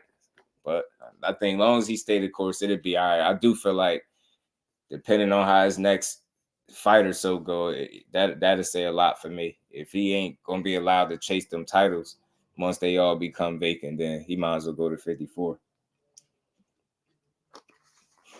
Man, Boots should follow him if he wants to fight. Yeah, I get it. I just think Boots really got it. It seemed like, from what I hear, from when you hear him speak, it seemed like he got his sights really set on trying to do something at 147. And I can understand it, right? I get it. I get it. You know what I mean? You got work to do. He got one belt. It's the only 3 more, right? But that could be tough because politics is a you know what. So I don't know. He's just gonna have to make his next move the best move. You know what I mean? That's all. And y'all make sure y'all smash the like button as well. But we will see, man. I can't wait to see Boots back in the ring, to be honest with you. And I hope, I was hearing that he was going to be on Canelo's undercard possibly on May 4th. I don't know how that's still working out. I'd love to just get a line to him and ask him and just find out. You know what I mean? I just want to know what's good if he really going to fight on that undercard. He beats Boots. He clears the division. Yeah, I get it. I am in no way, shape, or form against that fight, bro. I truly do want to see it. Don, what it do, family? How you feeling? Tired burning the boxer here, walking contradiction, and he's starting to get Bill. And he kind of annoying. Damn, Don. He said, that's real. Damn. or not Bill Muslim. Oh man. I don't know. Salute to Bill Haney though, man. Bill be out here doing a hell of a job, man. I think people just be, I ain't saying everything he doing is right, but I feel like overall I understand his intent, and it's just to promote his son. That's at the core of everything he do. I think that's drive. That's the driving force for just about everything he do. That don't make everything he say and do right, but I don't think he a bad guy at all. Salute to Bill Haney. I think he out there doing, I enjoyed some of the trolling, to be honest with you. It was kind of funny. He'd be really out there having fun. Get Boots Barrios. Yeah, man. I was hearing something about that as well. You know what I mean? Barrios sound like he'd take that fight, and his team seemed like they was with it as well. But I wouldn't mind if Barrios went in another direction, because I actually want to see him keep winning. I think he gets in there with Ryan as the buck stops right there. I think that's going to be a tough fight. Like Marvin Hagler gave Mugabe a shot before Ray. Mugabe had been a little older. The point is, he gave him a shot. Right. I ain't against guys getting their shots, bro. I'm not. Not at all. Not at all. And this is not in the position to dictate the Crawford. Nah, he can't. He just want the opportunity. And you know what, Shelton? In no way do I feel like he's done that, right? I don't feel like Boots Ennis is trying to do that, right? He's just very adamant about, look, man, I'll fight him. You know what I'm saying? I would love to fight. Like, you get what I'm saying? Like a young lion's supposed to be. But I don't think, he overdoes it and tries to act like he can dictate anything to him, right? I think he understands full well. But I think, like I said, from what it sounds like, I only could take him up on his word unless there's something else come out that I didn't know about with him not taking the fight. But he just sound like he want the opportunity to prove himself. And what better fighter to prove it against than Bud Crawford, the guy that got all the belts in the division, right? Or well, that had all the belts in the division. So got all the other belts in the division. So Bud that directly. And Bud should get Boots a shot at 54 after Boots clears out 47. The thing is, and I don't think Bud gonna be around for that. You get what I'm saying? We're having only like 2 fights left at the max. That's why I heard him say out his mouth. So it's gonna be tough for him to, you know what I mean? Because if he waiting for a guy to clear out, that might take a while. You know how politics is, and it's just gonna be tough to see Boots getting them belts one after the other. I wonder how difficult they're gonna make it for him. King Doc, what's good with the family? But yeah, I mean, I get it. I don't know what somebody need to ask Crawford what he doing with the belt still. Pretty sure he must got a plan. I can't call it. But so I just be Spence. You fight Boots, but y'all keep telling me to fight him. It's Bud and Boots there. Yeah, them the guys for sure. Because Earl is definitely out of 47. Hey, man, y'all really love this Bud and Boots thing. I like it too, man. I ain't mad at it, but I just look at it as next man up, next opportunity. That fight don't happen, then what's the next best available fight for Boots? That's all. What's the next best available fight? Because it don't seem like it's going to be Terrence Crawford. And I don't think it's going to be because he ducked him. If people want to push that, have at it. I just don't push those type of narratives. I don't think you're a real fighter. That's Mr. Focus on your fight for you not make it to your fight. I'm going to keep telling y'all. I remember he told, who was that? Was that Benavidez back then? He told him that. Thought Blair the Flair wanted to Boot smoke. Yeah, boy, he be talking. He say he'd knock Boots the F out and all that type of stuff. He be going in. But I just think he be promoting. I really do. I think he just be promoting himself. And he know what name, is respected around boxing. Boots is one of them. So, if you say his name, you can get some attention, some eyes to look your way. Know what I mean? I ain't saying he wouldn't fight him if he had the opportunity, but I feel like his call out is more him trying to promote himself and bring attention to his situation than him really, really wanting that fight. Because there's nothing and no fight he's been in that tells me he beats Boots Ennis. So I think he gets stopped bad too. Crawford said 147 gives Ennis a shot. However, if he doesn't understand, given Crawford's age, what he's accomplished in the sport, that's all I'm saying, Shelton. I get it on both ends. I just try not to stress people out with it. I'm understanding. I get it. I get a guy wanting to do what he feel like he earned to do. At least he ain't straight saying, I don't want to challenge myself no more, right? I don't think he want garbage fights for sure. So we just have to see what his next couple moves is. I ain't mad, but 147, you definitely have to fight Boots at that point. Zoom verse, peace and blessings to my bro. What's good with it, family? Thomas Hill, my guy in the building. JBT, what's good with it? Try to take my way on up in here late. Oh, man, gonna be. But on a dominant performance, nonetheless, shout out to the good brother JusDueBoxing is clean. Salute to my bro, Thomas Hill, man. Yeah, no, I think the cherry pick stuff is garbage. I think Frank Martin is the best available realistic opponent out there. People could cry a river, man. I'm not there with y'all. Like I'm gonna enjoy this fight when it comes. More so, I can't wait till they announce the official date, so we can have an official countdown. Salute to my guy Thomas, man. Blair got a carrot top. Ain't nobody paying him no mind. You great. You shout out. Boo's probably gonna have to move up if he won an undisputed. I just don't think he'll get the opportunity. I see it being very tough for him. I see it being tough. I don't see it being a 1-2-3 situation. I wish it was that easy for him because I think he could truly do it. I think 47 is his division to win if given the opportunity to get the right fights. And again, it's unfortunate because a lot of it is dependent on what the belts is doing right now. As we know, Crawford still got him, so just got to see. 704 said, I'm old head, just wondering, do you know who's Boss the rapper was from the 90s? who Boss the rapper, Boss? I don't know, man. I don't think so, bro. I'm a 86 baby, man. I Boss. I'm not sure, bro. Yeah, I make sure y'all smash the like button for me. Hold on.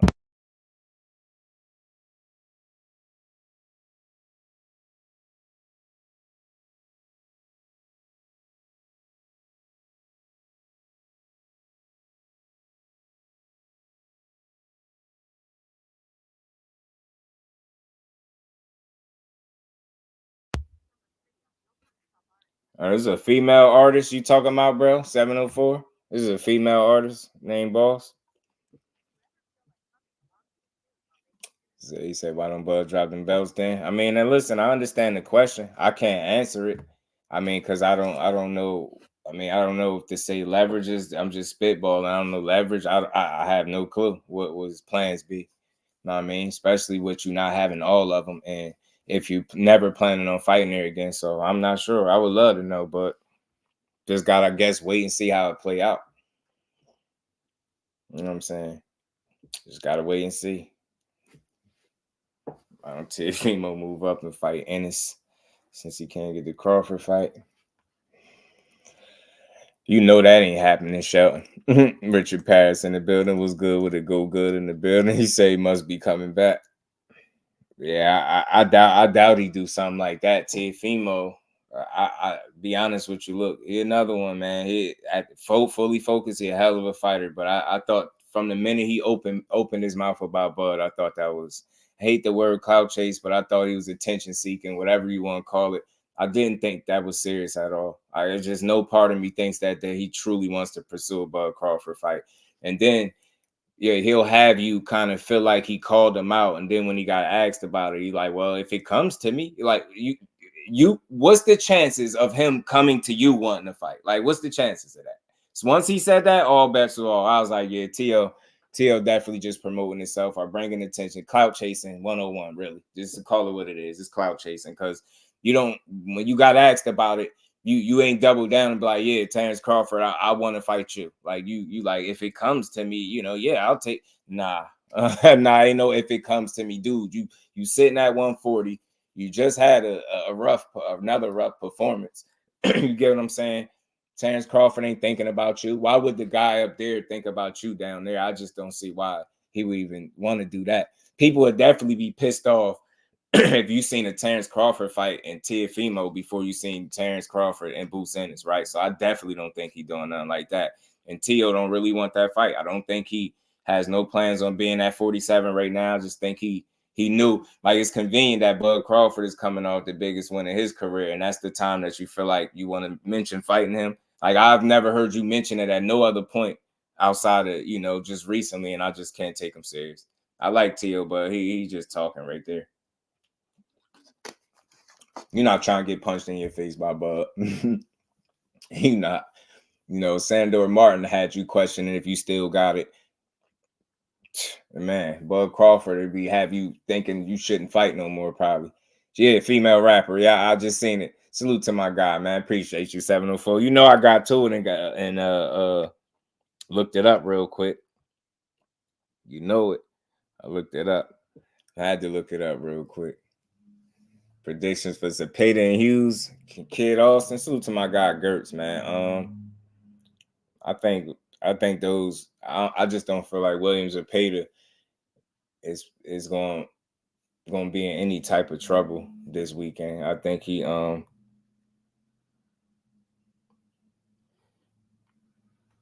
salute to my guy Donald in the Cash App, man. Much love, much appreciation. And bro. we ain't never got a box again. Well. I already been getting these bets, but now it's time for you to get your just due. Salute to my guy. I appreciate you. But yeah, I think Maxie Hughes. He say Maxie Hughes. Ain't he fighting Hughes, right? So yeah, I think I think he gonna dog walk him. I think he's gonna make that fight look relatively easy. I just don't see Maxie Hughes offering a whole lot of resistance for Zepeda. Maybe I'm wrong, but we'll see. I just don't see it. I think Zepeda going probably like one of those fights where you just know he is put in there to look good. Maxie Hughes is just not that good to me. I don't know. I think Zepeda might stop him. On top of that, we'll see. We damn sure gonna find out. Zepeda versus Shakur will be a decent comeback fight for Corey. Yeah. If he didn't turn him down already, but I hear now that Oscar De La Hoya saying, Shakur, you keep saying nobody wants to fight you. Zepeda wants to fight, so whatever. He doing his promotional stuff again. So look, I'm not against that fight. I think it'd be a good fight for him, but knowing how things lining up, Zepeda about to fight now, maybe it won't be a next fight, but maybe after that possibly because Shakur would be back July 6th, and most likely it'd be at the Prudential Center in Newark. So that's where you know to look out for him. July 6th. You know what I mean? The champ will be back in the ring. Jonathan, what's good, family? You said you just missed Ryan Twitter space. Man, what was he up to again, man? What was Ryan up to? Yeah, I seen it, Gertz. I mean, look, I like this stuff. It's entertaining. Look, I know he just turned him down in the past. I know he done that. So I'm not saying just because you didn't fight somebody back then don't mean you can't revisit it, right? If it's any truth to what Oscar is saying, if Zepeda is looking, you know what I mean, to fight Shakur, look, I'm not against good fights. Zepeda's a good fighter. I just don't think Maxie Hughes going to offer too much resistance. I don't think he's going to have too much trouble with that dude come fight. Now, I don't. But I think him and Shakur be an entertaining fight for sure. For sure. So I like Oscar, man. I mean, this is all cool. It's boxing for me, so I look at it as entertainment. If you really want your guy to line it up, I think that's a solid opponent for him. Fight them, yeah, for them other belts. Yeah, he deserved the shots. I think so too. He said he ain't coming up off that WBC strap at all. So he's saying he letting it be known. As long as he had 35, he ain't coming up off that strap. bro ain't coming up off that strap, man. But he don't have no opponent, I don't think yet. At least I don't know the opponent name, but you know, I do know the date. Like I said, July 6th, he'll be back. So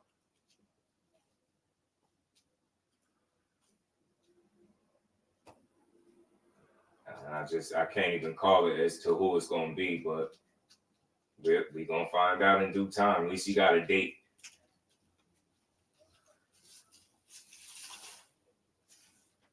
I think that's important that he got a date. So once he got that date, he all right. Next gen, what's good with it, fam? So the question is Bob on risk making Shakur versus Zepeda and risk losing WBC strap to Golden Boy. I get that. I understand that question, but for me, I mean, I can't answer it for Bob, but I can say this. If I'm Bob, you talking about pretty much one of your best fighters, if not the best fighter on your roster, I'm willing to put him in there with whoever. You know what I'm saying? But I get it from a promoter standpoint if Bob wants some other stuff. But I will hope that wouldn't be the case because why not fight that? Why not make that fight? Why not? It's a good fight. Let your guy, how else your guy gonna let your guy build his profile? I mean, me personally, I think he should be able to pursue unifications, but I'm not against good fights at all. Like title or not, a title is not make or break for me. That's for the fighter. I just like to see good fights. He said God blesses his hands before he enters the ring. Ain't nothing wrong with that. I was cussing and quoting the Bible. Oh, at the same time, I hate when he does that, though. Stuff like that, Maxie Hughes could have been undisputed. Yeah. I mean, Maxie Hughes about to get a number done on him, I believe. I think of the two, Morrell would be the one to get done with the less distraction. Morrell should separate himself from the rest, in all honesty, because Benavidez is Canelo in him right now. Yeah, for sure. My guy behind the hand said Cap's a beta turn on the fight before Yoshino. Yeah, he literally did. He did. And now Oscar, I guess bro, I guess he's saying he willing to spin the block now. That's why I say these dudes just be promoting. I mean, they just be promoting. But I ain't against the fight though. I think Zepeda is an entertaining fighter. You got that'll be an interesting style matchup. And again, I know we at home, we would love to see it, but what would his promoter want, right? You know what I'm saying? Do his promoter really want that fight, or is he talking? And the reason I said that because just Kid Austin calling him out, like, you got to be realistic. Like, who you going to put him in there with? Is it pay to want the smoke? Not when he turned it down, though, Joe. You know what I'm saying? And that's not a rumor. That's not a nothing, put nothing on him. No, he legit turned the fight down. Like, so that don't mean he can't want the fight at a later date or whatever they revisit it. But I just know from what I know, what happened already is he was cool on that smoke. Because I always thought that would have been an entertaining fight to watch. Good scrap for Shakur. Why not? That's what round he would knock Devin out, and he told him that's God's will, and you don't mess with God's will. I mean, that ain't bogus. That's better than saying the second round. I prefer that than him saying he gonna knock Dev out in the second round. Because the last time he said something about the second round, he said he was gonna knock Tank out in the second round. He and he got his mouthpiece punched out in the second round of the actual fight.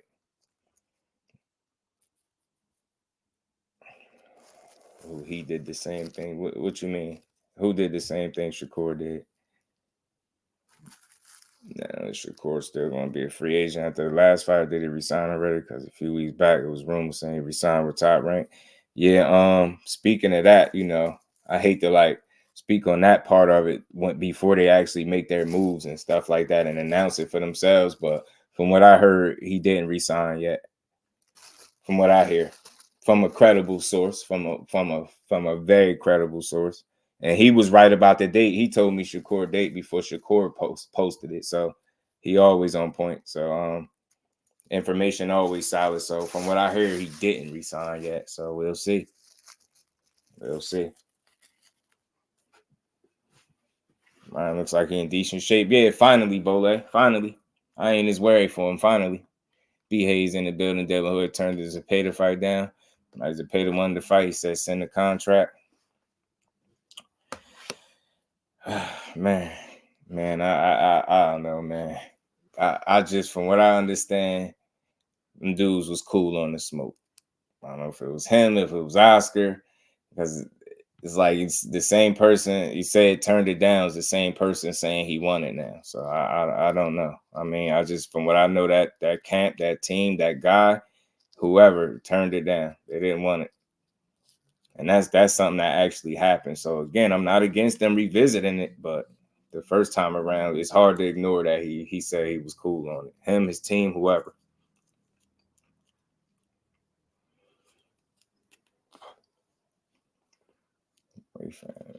Down for what Ryan. Man, Oscar is saying other words. Oscar always do that, yeah. He a promoter. That's what he doing what he's supposed to do. Really. You know what I'm saying? He doing what he's supposed to do. Man, I'm not about to I'm literally, I don't know if y'all just be looking to go back and forth or what, but I hate to tell people to believe what you want, because usually that's an indication that you want to believe a lie. Where was y'all at when these dudes turned this fight down? All right, where was y'all? Was y'all watching boxing or what? And then the funny thing is, when they first initially asked Shakur about Zepeda, did he turn the fight down? He said no, not yet. He's still waiting for an answer. So they actually waited, and it got the answer that it was no. So I don't want to put that on him, but again, I don't be thinking these dudes are scared to fight each other. I just think they be having other plans. That's what I think. I like Zepeda. I think he's a real fighter. I don't like to put duck jack. Notice I'm not using that word. I'm just saying what I understand. He turned the fight down already. You know what I'm saying? So, man, I don't know who his opponent going to be July 6th, but I doubt if it's going to be somebody that people have in mind, because people will just say anything. Why isn't he fighting Tank in July? And knowing that Tank is supposed to be fighting Frank Martin, somebody's still going to say that. Best believe somebody's still, you're supposed to fight Tank. Why? Benan was cooking. Benan is a smart guy, man. The OG always cooking. Always.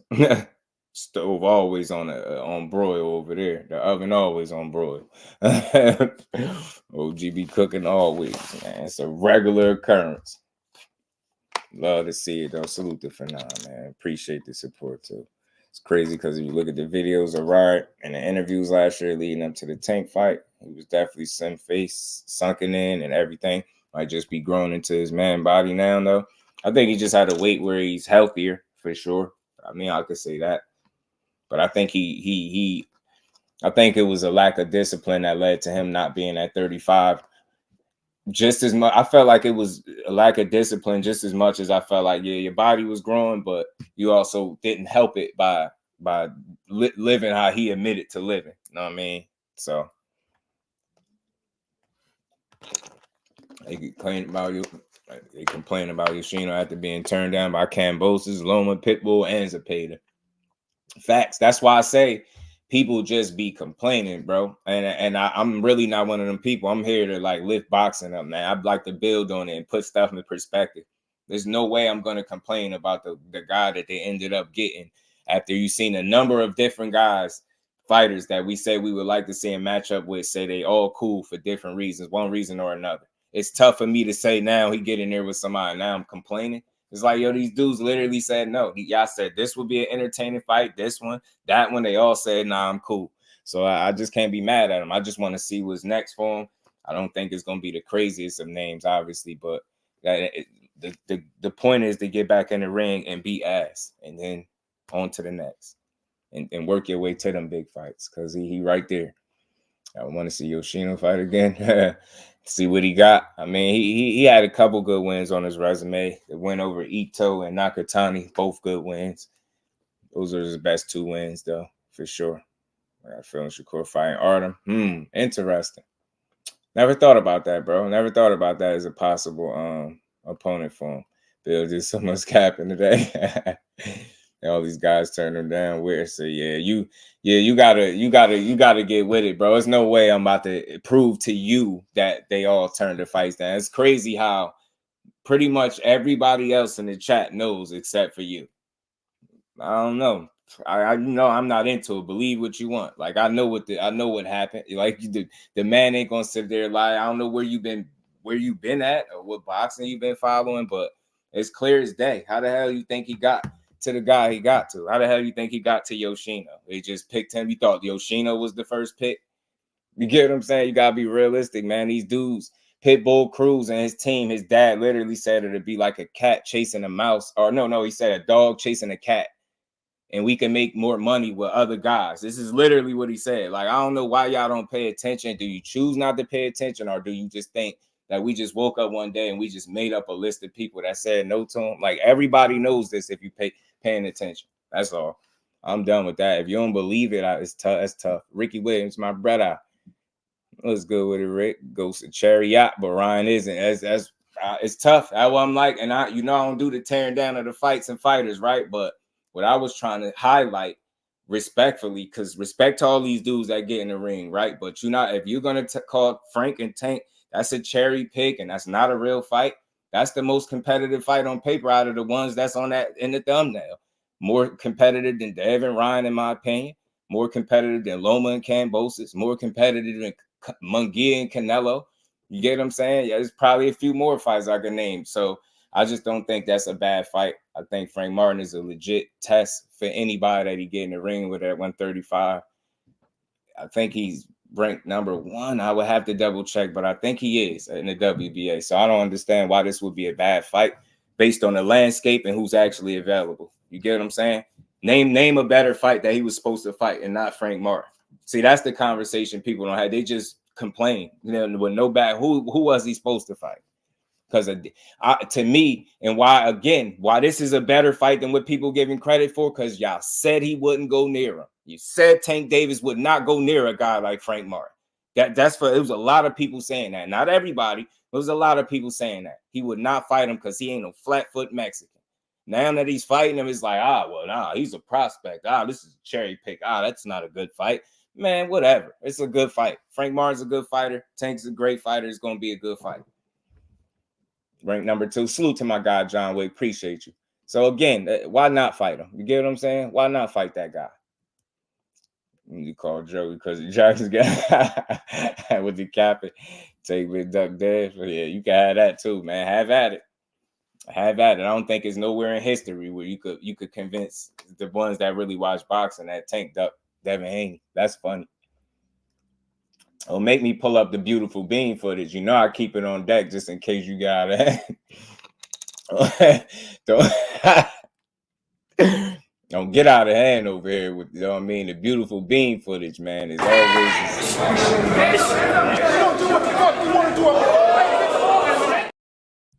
Nah, I'm just playing. I ain't gonna start, bro. Salute to everybody in the video. Y'all make sure y'all smash that like button. They was saying Tank would never fight a black fighter, but Rick, they can't continue to move the goalposts. Like, they can do it, but I'm not gonna allow it over here. When I speak, I'm gonna speak on what I see. I be a lot of places. I observe 3 times as much as I speak. So I clearly was seeing people saying this is the type of guy that he would go nowhere near. Now that he's doing it, you cannot announce, prospect, cherry pick. It's not a good fight. It's not a real fight. Nah, it's not. It's a real fight. It's 2 real fighters. Frank Martin is a dog in there. Do we got the same exact experience as Frank Martin? No, but that's boxing. That's boxing. You get what I'm saying? I think that, again, I don't want to beat a dead horse, but that's the best available fight to make, in my opinion, for Tank Davis. Because I still ain't hear nobody say no other names that would make more sense. You get what I'm saying? Stylistically, this should be fun. This should be a challenge for both guys, not just one. So it's a real fight. And it's going to be a real winner at the end. And if I think it's going to go how it's going to go, somebody going to take a real nap. You know what I'm saying? Matt nap, possibly. AK Tank never got the shot he wanted. Tank he got plenty of shots he wanted. He probably didn't get that kill shot to get him all the way out of there, but Dev ass being top shape, dude. He ain't no chump. That's what y'all see. Y'all don't know. That'll help you take some shots. He be in shape. Dude be in shape, man. He ain't no poop hut either, man. Dev is a gym rat. See, I play that just a joke, but y'all know I'm a real one because I always find ways to give people their credit. I set the people straight that be hating, man. Like, you got people still saying them punches wasn't landing. Like, that's the most bogus thing I've seen so far. They said, nah, them punches weren't really landing. He was ducking them. They said he was ducking under all the punches, y'all. Can't believe it, bro. You just see Frank coming forward, making it a dog fight when his corner told him he was losing the fight. Absolutely. When he was told to step on it, he did, Rick. You can't knock it. What is it that Frank Martin really can't do in the ring? You get what I'm saying? He's a well-rounded boxer. You get what I'm saying? For sure. Got good feet, fast feet, educated feet. You get what I'm saying? He got the boxing IQ. He got good power in both hands. He got some solid defense. Got a good trainer. You get what I'm saying? It's a lot that you could point out about Frank that makes this a solid fight. And again, I understand when people say it's levels, but it ain't like these dudes are night and day a part of each other. Do I think he gonna beat Tank? No, but that don't mean the fight shouldn't happen. What I think don't matter. Fight should happen because that man in position, and like I said, it's one of the more competitive fights to make. And if you're gonna shit on this fight, then that's like you just shitting on boxing at this point. I mean, you can say you feel like who gonna win and why they selected him. You can have at it. Like I said, I'm about to play this video from Gary Russell and his brother, man. They was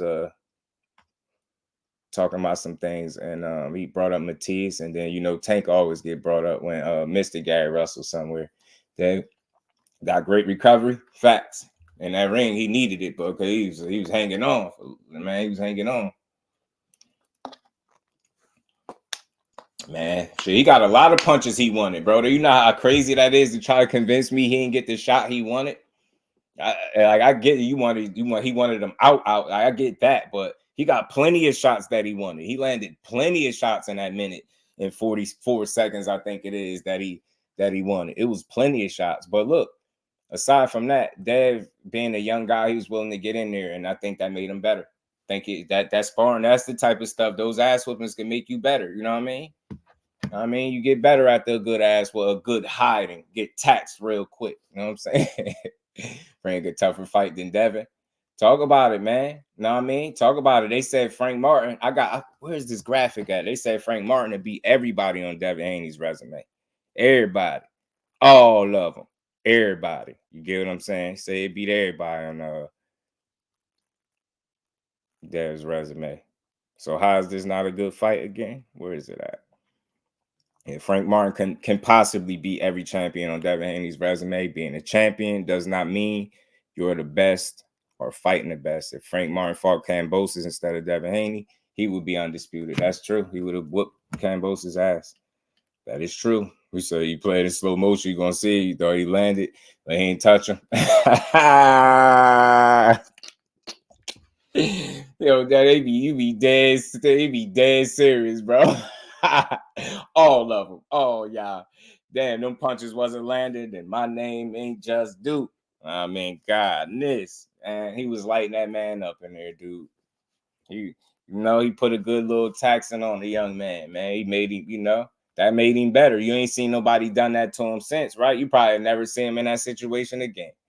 I mean, he definitely will, including Loma. I'm trying to tell you, Loma beats Frank. I get why people say that, but I'm not gonna say that 100%. Like I ain't gonna count Frank Martin out. I've seen people say Tank's fighting Frank because his team think he can lose. He can't lose. Ask dude whoever her Tank team says he beat him. Yeah, I get it, but I think to a certain degree, I think all people, all fighters, and I think teams like I said, to a certain degree, fight guys that they feel like they can beat. You get what I'm saying? Because who really goes into the fight like, yeah, we can't beat that guy. You get what I'm saying? And then so we're gonna fight him because we think we can't beat him. You get what I'm trying to say? I understand people that say that. I don't argue. I understand it. But for me, I also will point out that ain't that pretty much how everybody else would pick a fight? More times than not, they look at a guy that they might feel like is good, talented, but they feel like they could beat him, or they see a weakness and feel like they could exploit it and beat him because of it. So I think, it's nothing wrong with that statement, but I think it's not just Tank and his team that is doing that. I think everybody does that to a certain degree. I mean, who puts their guys in a fight feeling like they're going in there to lose, for real, right? I mean, you put a guy in there that you think he's going to beat, and you feel like your guy could beat anybody you put him in there with. He said, Aaron Wynn don't give you Bambi legs. Yeah, they still are. They don't think he was hurt. I heard somebody say he wasn't hurt. I said, man, Philly boy, what's good with it, family? P. Sean had beat Kambosos' ass when he had 7 fights. Absolutely, I think so. I just think he's a much better fighter than that dude. Kambosos is just not that good to me. I won't call him no bum because I don't do that, right? But he just, he ain't it. I seen him get dominated in his last fight. Tim, what's good with it, bro? How you feeling? The boys hyping each other up. To love Dev is wild to me. Bill killed all y'all nads today. Sad day for Haino's clan. Man, them my guys. They be on it, bro. He said he was never hurt or out on his feet. Yeah, he wasn't hurt. He was fighting for his life in there. I don't know, man. Like, I think y'all be making the wrong arguments. Like, making an argument that he wasn't hurt is wild. So you telling me you honestly feel like a guy could take 20-some odd punches unanswered from Tank Davis and not be hurt? Like, think about what we talking about. He got 1 punch knockout power. You think 20 of them or 20 plus ain't gonna have you feeling a little, you get what I'm saying? So you just good after 20 plus Tank unanswered punches. You good. You just good to go. That's exactly why you seen limited amount of punches being thrown back. He was in there surviving because it was rough. He threw some punches back and he looked bad a lot of times when he threw them because he was out of position getting worked over in that little clip. It's just a learning lesson, bro. Just a little ass whooping, bro. This little ass whooping, it don't hurt nobody. It actually makes you better. Good ass whooping make you better, especially when you ain't cur out. He ain't tap out. He ain't sucker out, right? So real fighter, salute to Devin Haney for getting in there with that, man. There's people that probably wouldn't did it. A1 Hoop Zone, what's good with it, my guy? I almost spit my water out. Don said, he said hurt where? Don said hurt everywhere. Oh man, y'all crazy, bro. I don't know, man. I don't know. I you know, not to put people in it, but I've seen that clip played several times. I don't know. Somebody had to count. What do you say? Even Bill admitted it was 25 unanswered. You get what I'm saying? Them punches was unanswered. It was about 20 something, bro. I lost track because after it got to a point, I'm like, yeah, he definitely trying to survive. It's all good. I wouldn't be swinging either. He in there fighting for your life at that time. He said, why they won't show us the whole tape? I don't know. That's a question you got to ask them, man. I think nothing changes for me. I don't care. The whole tape wouldn't change nothing for me. Zenith was good with it. You already know. Cry me a river. I need that. I need that sound bite. I need the sound bite. They still talk about how he wasn't hurt. Yeah, you just gonna take 20 unanswered punches from Tank and you just all good to go. Fresh as you want to be. He's turning the dog, but didn't cur out. Yeah, you're right. Yeah, right. He was taking. That's why I say y'all make the wrong arguments. Like, yo, he stood through it. Did he dry? He was hanging in there, bro. He hung in there. I know Broner probably saved things for him, but you know, he hung in there, bro. He a dog, man. He showed me he got a ton of heart, and he got way better since then, man. You know. And he said he took 20,000. Yeah, I don't care about that 20,000 because I got common sense, right? If that's a fight and somebody jump in there to stop it, it's fight over. You know what I'm saying? It's fight over. I think at that point, like again, you could try to draw what you want from it, right? But I'm more inclined to believe the guy that was there. He damn sure didn't jump in the ring for his health. He for his own health. He didn't jump in the ring because he was just all right. Even the man, literally, Broner went from enjoying the sparring, jumping up and down, looking like a kid, giddy, enjoying it, to genuinely looking concerned, bro. He genuinely looked concerned when he jumped in the ring. Like, oh, all right, yo, it's over. Like, I can go a lot deeper with that. Yo, the look on that little his energy and the way with his body language, that clearly was like, oh, all right, yo, we good. That's clearly that. That's what I seen. He in there like, all right, bro, point proved, yo. We don't need to see no more of this. Get what I'm saying? So it is what it is. And I'm going to say this and I'm going to be done with it because I'm not about to drown the live out with this. The difference, the thing that y'all not taking into account, let's put it in perspective. If that's a real fight, there's no doghouse rules. You fight in 3-minute rounds. You're never going to magically see Tank just tire out and you outlast him. It's going to be 3 rounds to 3 rounds. He's not going to be out of shape, just jumping off a plane, probably taking shots and all this stuff like Broner said. None of that is going to be the case. Damn sure ain't going to have the sock and bopper gloves on. Them joints going to be 8 ounces. It won't be no headgear, and it damn sure won't be nobody to protect them. And it won't be doghouse rules. 3-minute rounds, gas tank is just fine, bro. And the man be in great shape. So just take that into account. You know what I mean? But that all I learned from that tape is what I already knew. I ain't really learned much. Tank just been a dog. Like, it's nothing different. But I did learn that AB actually jumped in the ring when they say they did. And that's why it was all over for me. Once I seen that, you could have ended the tape right there. Because you said, once you told me he didn't do something and he clearly did it, that was the first lie for me. You know what I'm saying? Then you wanted to move the goalpost to what happened after that. Nah, let's stop the fact that you said that never happened. I heard y'all numerous times say that didn't happen. So once I seen that, I was like, miss me with it, bro. It's all good, bro. It's sparring. It's life. You would never hear me arguing for no fighter that and no sparring, talking about what didn't happen and I wasn't there. Imagine saying somebody wasn't hurt and you wasn't there. You watching it. If that was anybody else, not named Devin Haney, taking that punishment, you would definitely know he was hurt. But it's him. It's just like, nah, he ain't hurt. Nah, he's good. He could take 20 unanswered. But man was fighting for his damn life, bro. And it's all good, bro. Yeah, in that moment, it was rough for him. It's okay. That's how you learn. That's how you get better. You test yourself against the dog. See, I have the wrong arguments. The fact that that man wanted to test his mettle against a dangerous fighter like Tank Davis should tell you something, a little something about Devin Haney, right? Should tell you something. Y'all be making the wrong arguments. Nah, he wasn't hurt. Yeah, it wasn't 20 unanswered punches. He didn't land the punch he needed to land. Bro, that was rough. Don't even edit it my ass. That's only a minute and some change. It could have just been a minute and change where he got off on him. Why? What's so hard to believe about that? It's not that hard to believe. Zach B was good with it, bro.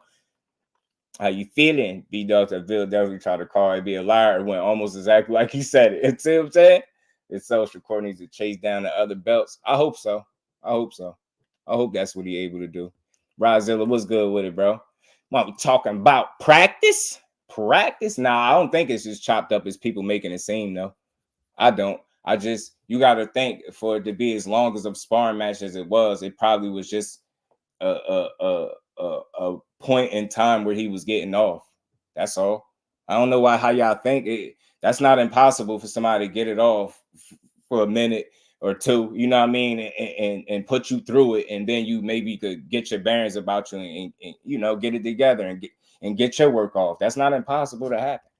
Like the fact that people be making all these edited this and that stuff be too much. It got to a point where it was like, yo, the punch is edited. He's not even landing the punches. He's ducking under all of the punches. Look, I can see. I'm like, what the hell tape y'all watching? I seen it. I seen somebody getting tapped up.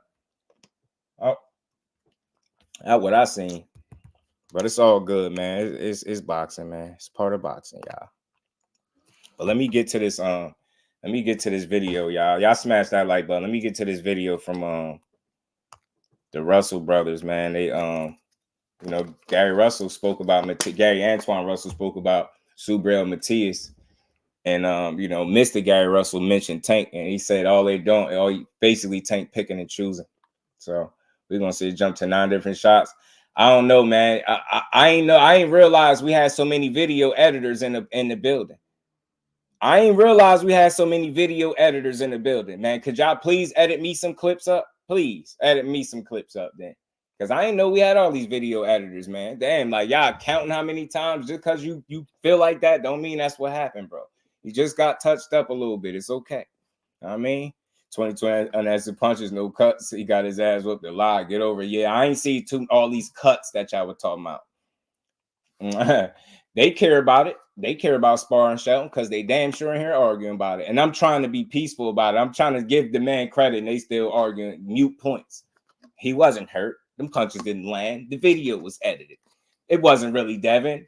He was only 9. Like, yeah, that man went from 17 to 9. Literally, I heard it. Boy, I was like, damn. Somebody told me Tank was 26 when that sparring happened. They told me Tank was 26 years old when it happened, bro. Why he in there with a 17? That was a grown man, 26-year-old man in there. Crowd was worried about Devin. They trying to help him. Yeah, bro. He said, get out of there, Dave. Get out of there. Did Gary Antuanne Russell drop any fight news? Nah. He just talked about, look, I'm going to pull it up for you, L-Dub. I'm going to pull it up real quick. He just talked about Mathias, and he felt like Mathias is no real threat at the 140-pound division.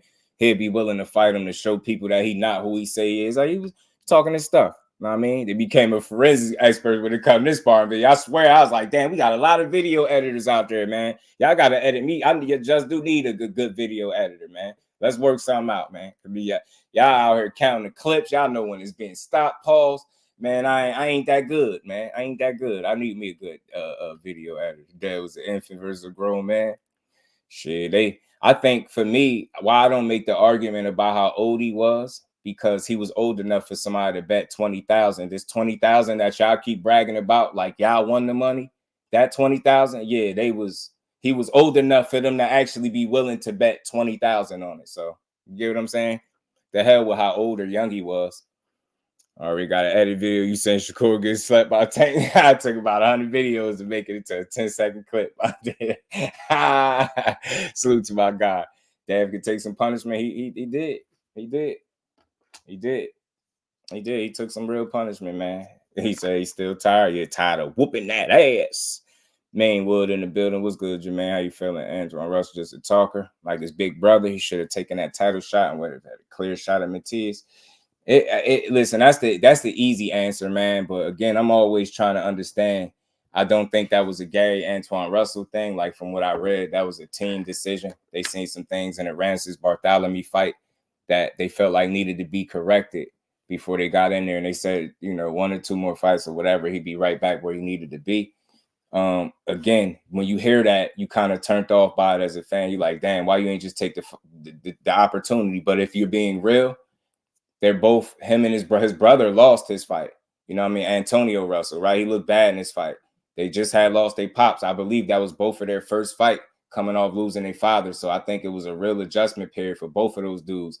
You've seen Gary Antuanne look a little vulnerable in some moments where you typically don't see that in fights, right? With the Rances Bartholomew fight, people questioned the stoppage being premature or whatever the case. But if you just taking everything into account, they just lost their pops. That's their first fight without him.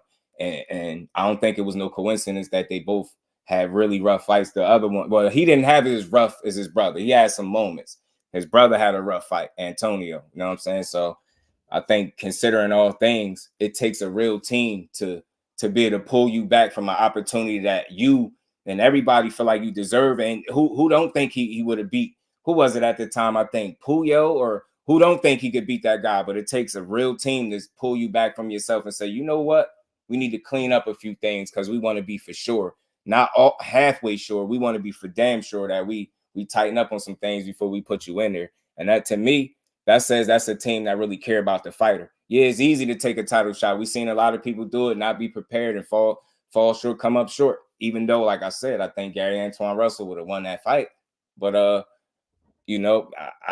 respect the team for the move that they made. I'm not just a guy critic. He should have took it. You feel that way, but hearing reading what I read, and then understanding that that's right when they lost their pops, I get it. You know what I mean? Needed some more things to work on. That was had a little moment or two in there. You know what I mean? July 6th, Prudential Center. Yeah, Shakur. I wish it was more time, but I doubt it. Rances Bartholomew and Sergey Lipnius are 2 candidates to fight Jose Ramirez April 27th. That's my born day. Salute to the fax machine. Always dropping the Fizax in the building, my guy. But let me get to this video, y'all. Y'all make sure y'all smash that like button, man. Let me get to this video real quick. Salute to Well Connected, too, by the way, man. This is a video I came across earlier. I seen it.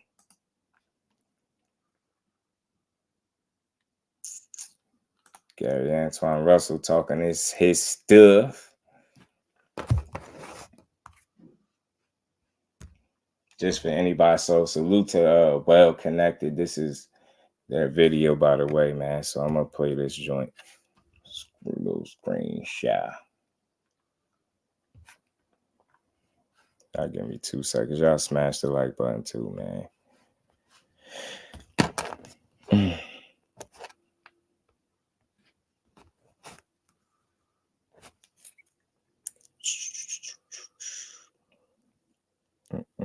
Raymond still got a win on March 29th. Yeah, I like Raymond more, Ty. We hit with my man Antuanne Russell. 18-0, 18 knockouts, 140 pounds, junior welterweight. How you feel, man? I feel like a fucking winner. Oh, yeah. Winning chicken dinner. We hit grinders. Oh yeah, what you just finished doing, man? You got the work in? Definitely. This shit don't stop. Every day. This is a lifestyle, you hear me? So motherfuckers waiting for this call. That shit say, don't gotta get ready because we already ready. They say your man, Mathias, man, been calling you out, man. He ain't called me out. That man, he on some other stuff. Honestly, I think he's just trying to protect his career. He getting called the boogeyman and some more stuff. Honestly, I already said, look, he's a good fighter. Mm-hmm. He mastered his own type of craft, but he ain't got shit for me. I outclass his ass. You feel me? Straight like that. He done moved to another promotion company and everything. I don't know why people scared of rumbling. I said I get in the ring with him just to show the world that look, he ain't really what he say he is. And honestly, he's not no real threat to the 140 division. I already said I want to bump him because I want to bring the sport of boxing back to a motherfucking standstill. Like not a standstill, but like an uprising. Like right now, it's like you got people getting called chickens. You got people getting called cherry pickers. Like all this stuff. Like when back when the greats used to fight the greats, the best used to fight the best. Right now, you got people just like, man, sidestepping people, they paying people to step aside. Like, come on. If there's a person in front of me that you got to rumble, that I got to rumble personally due to their credentials, then let's get it. So they say, Tank gave up a hit list, man. Do you got a hit list? Yeah, anybody that got a title in my division. I told everybody already, I want to clean out my division before I move up. I like what he's saying. I don't care who got the title. Anybody got the title, that's on my hit list. So could you see yourself going at 147? You said what? Could you see yourself going at 147? Yeah, I can wipe out my division.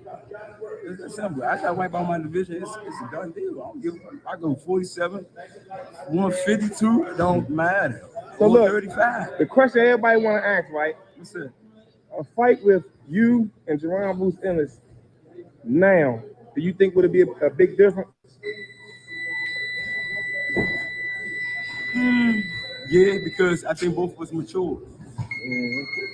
We fought in the amateurs. I had the upper hand 3 times. We fought 4 times. I beat him 3 times. He beat me once.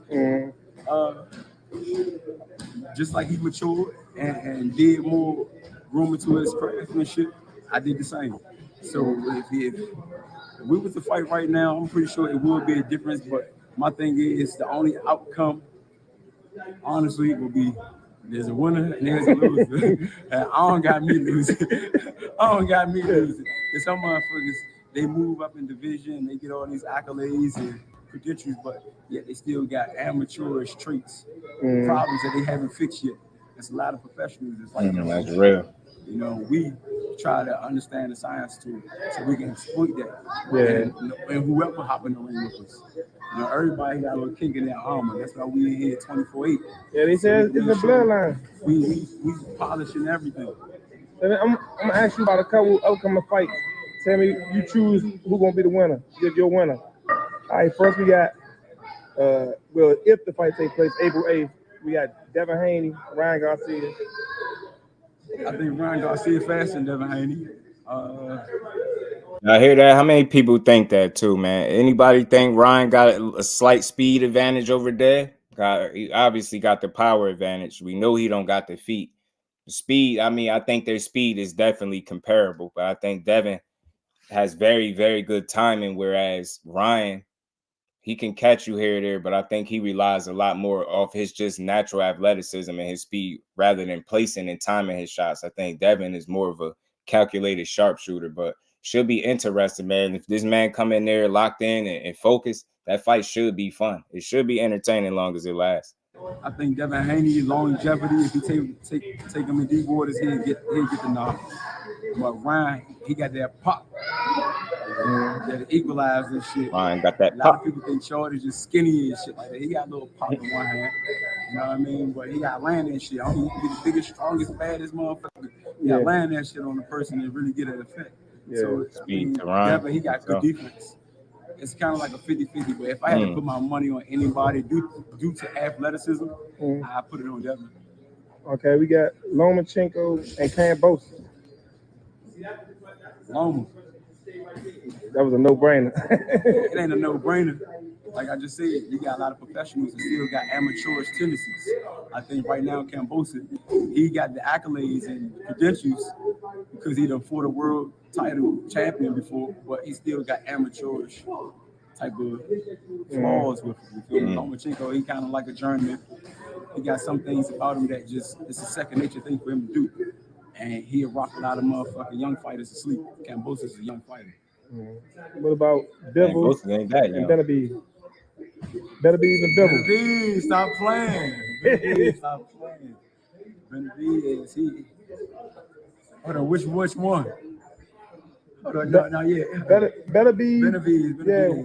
160. Yeah, 160. I had to 175. Benavidez 175 and Bivol. Yeah, that's the one that beat Canelo. Yeah, I'm going with Benavidez. No, not Benavidez. Not David Benavidez. He was thinking about Benavidez. He's talking about Benavidez. The one that 20-0, 20 knockouts, 175, 175 pounds. Surprised he didn't know who better be. I ain't too far now. I probably seen a couple highlights here and there, but I ain't really looked at none of his like full fights. So I don't know. I have to go. Last one, Frank Martin and Tank. Frank Martin and Tank. Man, that's a 50-50. That shit a coin toss. I think it's a coin toss. I mean, Tank, honestly, it's already some footage out there saying that Tank kind of like got out on him. If you ask me, I would say yeah, Tank got out on him, but it ain't no winner, no loser. Nah, fuck that. It is a winner, loser. It's spawn. Hear me? Motherfucker get out on me. That shit said, hold on, we gotta run this back. I got. Now, he said a couple things. He said it is a winner and a loser in sparring, and he a fighter. And it's funny how he called it a 50-50 fight. Said it's a coin toss, but watch when Mr. Gary Russell come in the go back to the lab. You hear me? Tweet some shit. But it was an interview with Frank Martin. Frank Martin was like, man, it was some stiff competition. You know, he wasn't no sloppy. He got a little bit of pop stuff like that. And due to his verbiage, he kind of like told that man the Tank got out on him, but he ain't lay down for Tank type shit. So if it was a professional fight, 8 ounce gloves and stuff like that. Tank and them picking and choosing who they fight. I just said that though. No, you didn't just say that. Cherry picking ass motherfuckers. What he I just didn't said. say that. All right, so look, last question, right? Against a boy to bring fighting back to his motherfucking potential. Last question, right? If you had one person at the 140 pounder right now, you can make a fight with anybody at 140 right now. All numbers on the table right now. Contract on the table. You can fight anybody you want right now. Frank Martin fights Who would you similar to fight? the Russell brothers. WBC, that's Haney. Okay. I heard who he say he want to fight. Table. You can fight anybody you want right now. Who would you fight? I want that WBC, that's Haney. Okay. Man, Haney. I told you I want all of the titles. You want that WBC, man. You got Devin Haney, you got 24 hours to respond. He's still gonna be at 140. He's swelling up like a balloon. So I don't know. He might vacate that motherfucker. But you got him. You got Teofimo Lopez. All right, that's it, man. You can line all their ass up. If I had to go, what belt I want first, I want the WBC. But if motherfucking Ronnie Romero lose to this motherfucking Pitbull, and guess what? Pitbull, your ass on the chopping block. That's whoever got the titles. There's no rule live hitting this. Now, I don't like this motherfucker. I want to beat his ass. Nah, it ain't none of that. But I can tell you this much. Anybody got that title, be on my hit list. They on the shitty ass list. I'm going to tell you that right now. All right, Sean. So you heard it, man. You heard it from from Gary Antuanne Russell, man. He said anybody with a title is on his hit list. He said he'd get in there with Mathias to show him he not who he say he is. I like that kind of talk. I don't think he's just a trash talker. I do think he'll be willing to get in there. Clarence Banks, what's good, family? How you feeling, bro? I think he'll be willing to get in there with Mathias, but time will tell. I know a lot of people giving him a tough time about hearing about him pulling out of the title shot, but like I said, man, I'm just a little different. Like I said, I read what I read that indicated to me that wasn't a Gary Antuanne Russell decision. That was a team decision. And like I said, I don't know about how y'all see it, but I respect the hell out of a team that has an opportunity for their guy, their fighter, to compete for a title. And they say, you know what, we still going to tweak some stuff because we seen something in the last performance that we didn't like. You just got to respect it. You know what I'm saying? For me, you got to respect it. Yeah, it's easy to throw him in there. And like I said, and I'm going to keep saying, I think he would have won that fight. But it's real. You got a team that really care about you. That's what that says to me. And they wanted to be sure that you worked out the right kinks before they throw you in there. I just don't think nothing wrong with that. You get what I'm saying? I respect it. You know what I mean? I'm just different, bro. So, and it don't change the fact that this dude got 100% KO ratio, and every time he get in the ring, he give you your money's worth. The last time you seen him wasn't for a long time, but he made short work of that guy. So Gary Antuanne Russell is always a fighter you just want to continue to see more of. And I hope he get a fight soon, real soon, because I just want to see him back in there. I don't know what you guys seen Cruz. He's try who that Pitbull Cruz is he the crash out king. Pitbull gonna get in there and crash out, bro. He gonna go in there and definitely try to knock you out. It's either you or him. That's the way he fight. So I think people appreciate that about him, but skillfully, like he just not the guys that come to mind when I think about 135 and 140. I do think a tough guy. He's tough, small guy, tough.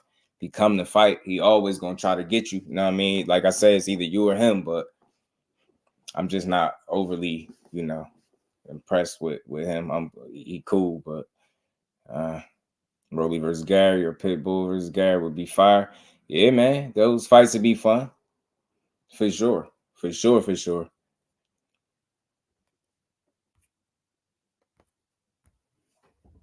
Whoever get there first, man. Give me any of them. Cruz is just as bad or worse as Romero.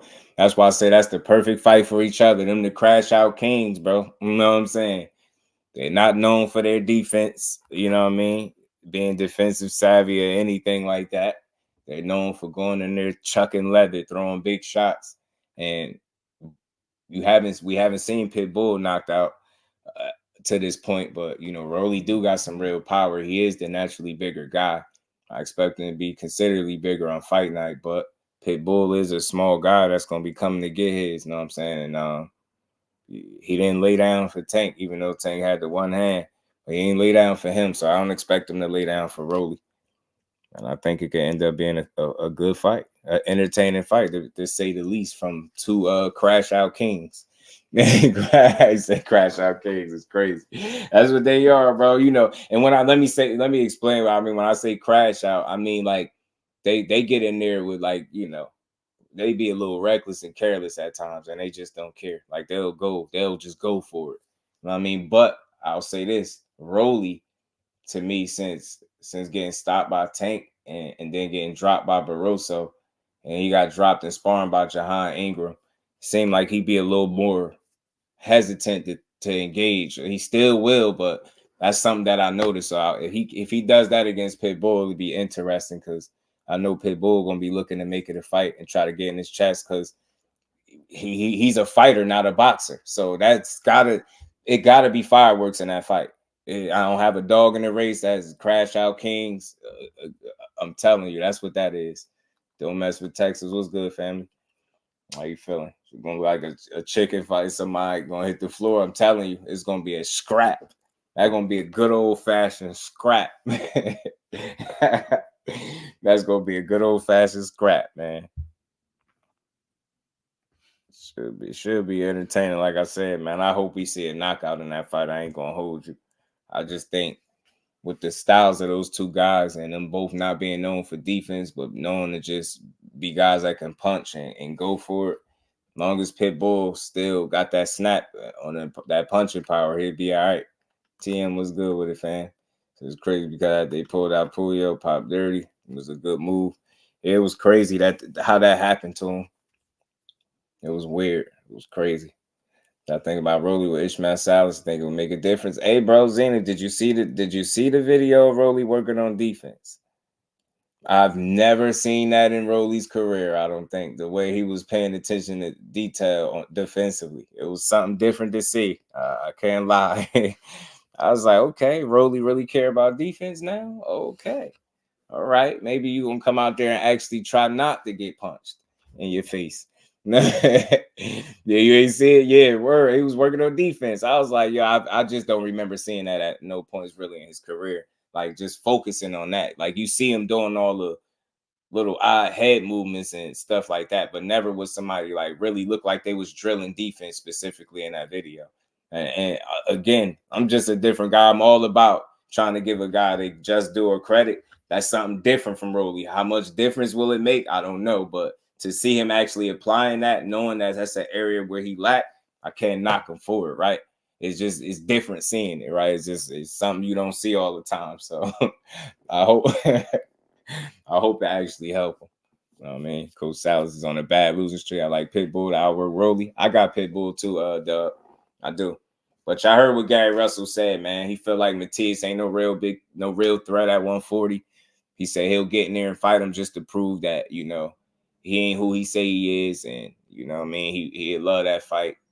He also said if it was a fight he could pick, obviously he'd go the WBC route, and that'd be Devin Haney.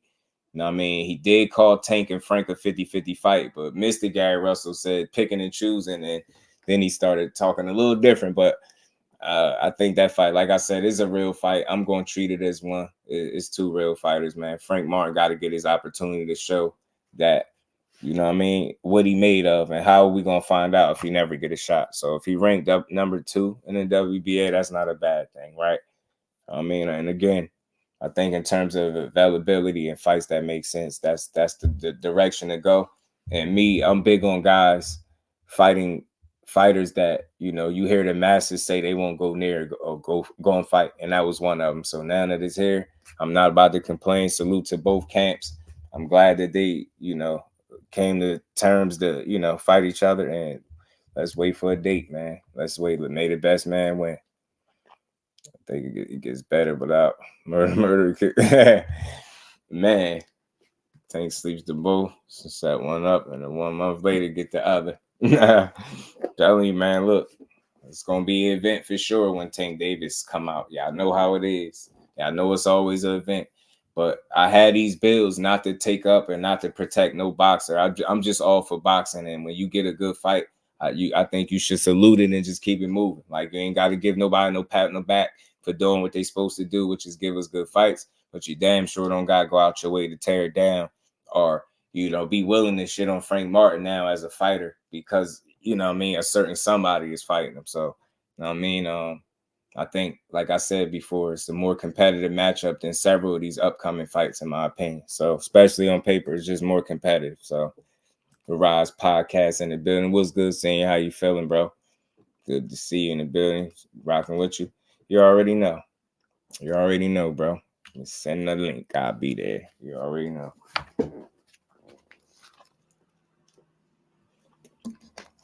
I hope it's not over in round one just because Thurman dug boots. Nah. Yeah. I mean, man.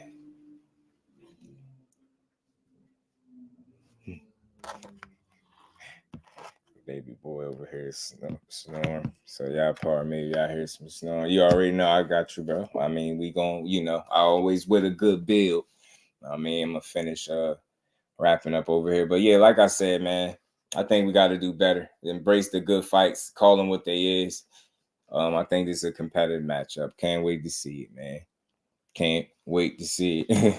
Bring Bill on. Bill said I heard Bill say he's gonna go over there. I heard him say that today. I could have swore.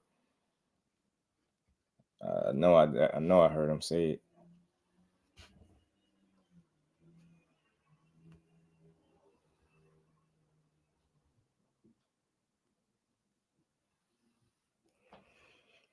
If his approach is similar to the last fight, I can definitely see him being outworked.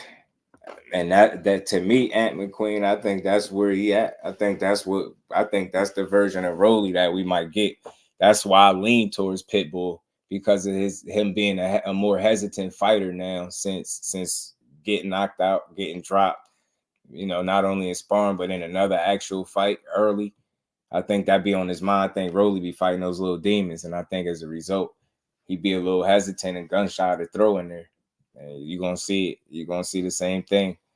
I think possibly come fight night. I think we're going to see that Juneteenth in Houston. Sounds good. Yeah, McQueen rocking with two since sending the link. Soon, you know, I'm about to go crazy on him tonight, fam. He said he gonna go crazy. All type of shit. Can't play stocking too much. That sound familiar with them. Make the statement hit hard like a hook. Salute the Bill, man. He always on the job. That's one thing you could say about him. He always on the job. That man be working. He be pissing the neighborhood off, but he be working and having fun doing it, man. Only lost one, man. That's a tough night for anyone.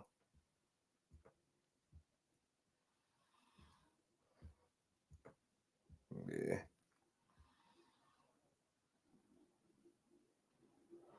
Man, y'all make sure y'all smash the like button as well.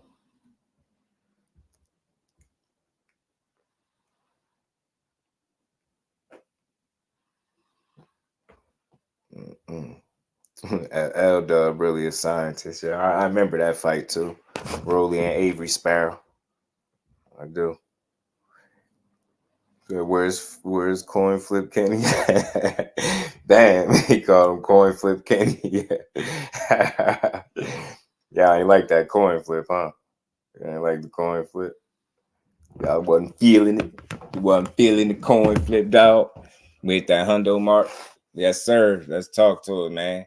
Yes, sir. Appreciate everybody in the building. Y'all keep on smashing the like button, sub to the channel if you haven't. We're gonna rock out for a few more minutes. Like I said, I can't wait to see this fight coming up. And I see Ryan finally back in the gym. He finally looked like he's more focused than what he's been in at least in recent days, right? So hopefully he really locked in, because Derrick James' reputation on the line. A lot of people going to be looking to see how he looked and how he performs and if he really been in there taking it serious. So I'm always rooting for dudes to go in that ring 100% of themselves so we can see the best fight possible. So no different with Ryan and Devin Haney. Devin Haney, on the other hand, he looked like he been putting in some real dog work, and I ain't surprised. That's just how he get down. So Ryan definitely got a fight on his hands. All this promotion and stuff that he been doing been pretty cool, but he got to get in there and fight. He even did something, made a street. He had a street called Devin Haney Way and all types of stuff. Yeah. Gertz be here. He been here instantly.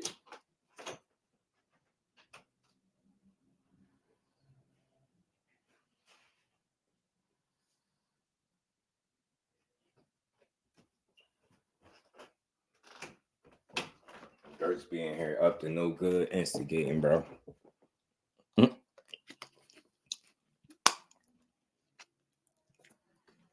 The phenomenal show was good. What he said, Ron was looking terrible on a heavy bag. You ain't like the work.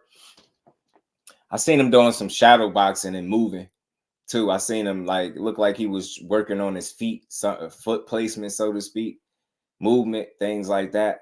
The thing is, he needs to be fluid on his feet, because all that flat-footed with the wide stance, set up for power shots, because you need to, have your feet planted to land your power.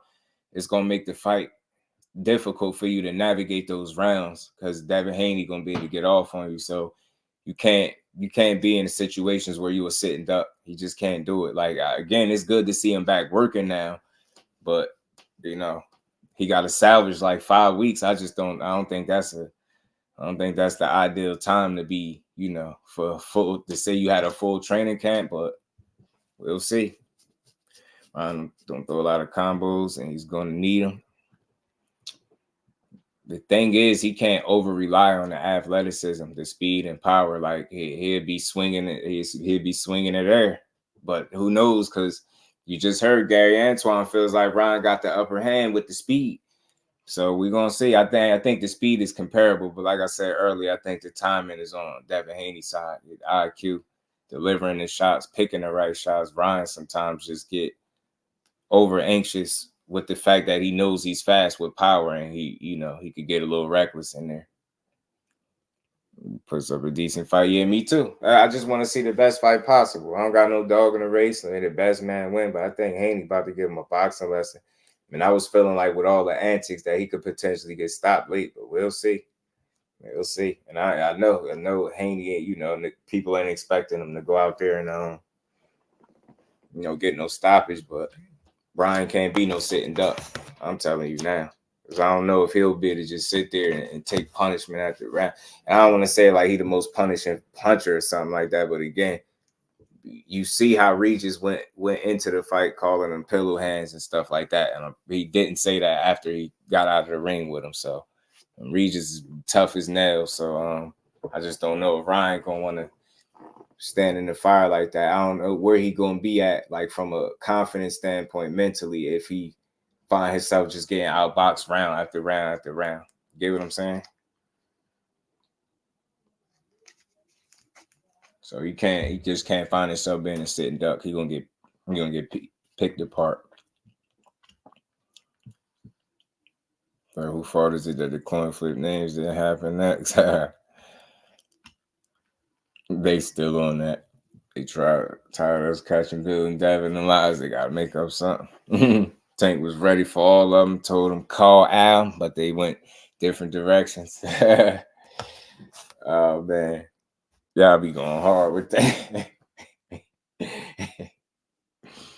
Yeah, he just got phenomenal. He got to be locked in, bro. He got a tough fight ahead of him.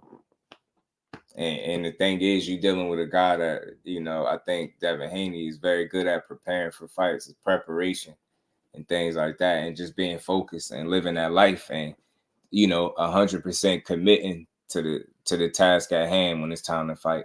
That's why I give him a lot of credit. He's disciplined in that regard, and he's disciplined inside the ring in terms of sticking to the game plan too. But Ryan do got some things working on his side that could, lead this fight to being, fun for the people. But again, it's gonna be tough. This is gonna be an uphill battle, man, because he in there with somebody that don't play about boxing, and it's at times you feel like Ryan be playing boxing. Devin Haney don't play boxing, and I think that's gonna be a determinant factor too. That's gonna show up in the fight at some point. Next, Lincoln to War Me, you can consider my guy, right, y'all? Yeah, salute to my guy. I got you. That was a classic one from now. Early salute to the OG. Always cook. Always. Like I shouldn't have said anything, huh? Nah, Gert's a damn troublemaker. He said exhibition doesn't even count towards their record. Who cares? I want to see Devin try to press him. Forget staying on the back foot all night. Yeah, that'll make the fight interesting too, because I think at moments he gonna want to be on the front foot, but it's gonna be important for Ryan to have to be first in that fight, and you can't just allow, the sharper guy, in my opinion, to pick you apart. And I see Dave out there running insane and putting in real. Like I said, I respect the grind, I respect the work ethic, putting in some real work. He can get them feet and them legs together. I see him out there squatting. I see Dave lifting some weights. He ain't playing with this. He taking this serious, man. That's why I say, Ryan, you better know what you raise your hand for. Because even if him, with him not being the biggest puncher, he damn sure coming to give you a boxing lesson. So you better be prepared.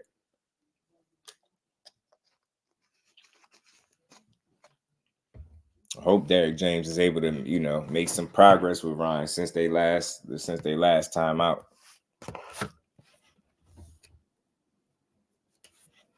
Brian and Frank was sparring today. Was they? Salute to Polo. Was they? Ryan and Frank was getting some sparring in today. That's interesting, man. I think, again, I don't want to overstate what he's doing. I mean, I just like to hear stuff like that. If that was you saying yeah, or are you joking? How about if he was? I mean, I think that would be smart to some degree to, utilize the talent that you got in that camp. I think he's standing to learn something, you know what I mean? Pick up on a work ethic or something like that too. He said they got it on the ground, do they? That's what's up, man. Hopefully he is utilizing, his camp to his full potential. Because I don't think that would be a bad thing. You know what I mean? Ryan mentioned Devils and Aliens the other day. He ain't thinking about Devin. He's trying to save the world. Yeah, he keep on. I did see him. He named the street called the Devil. Devin Haney's way. Something like that. Devil Haney. That's what he said. I think already at 138 pounds. My boy locked in. I try to tell him. Tank focus, man. But I see Frank Martin too. He another one. He working hard. He just got that. I think he just got that muscular build. I don't think he bulking up. I heard some people saying Frank Martin like he bulking up. I don't think he bulking up. I just think that's how he built.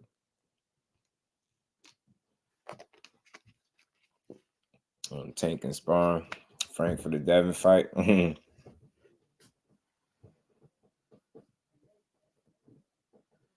Was annoying for real. Ryan be all over the place. But like I said, hopefully he put enough brain power into an actual fight, because it is getting closer and closer as the days go, and he seems to be, willing to go through with it. But let's see how committed he truly is once 420 get here and he get in that ring.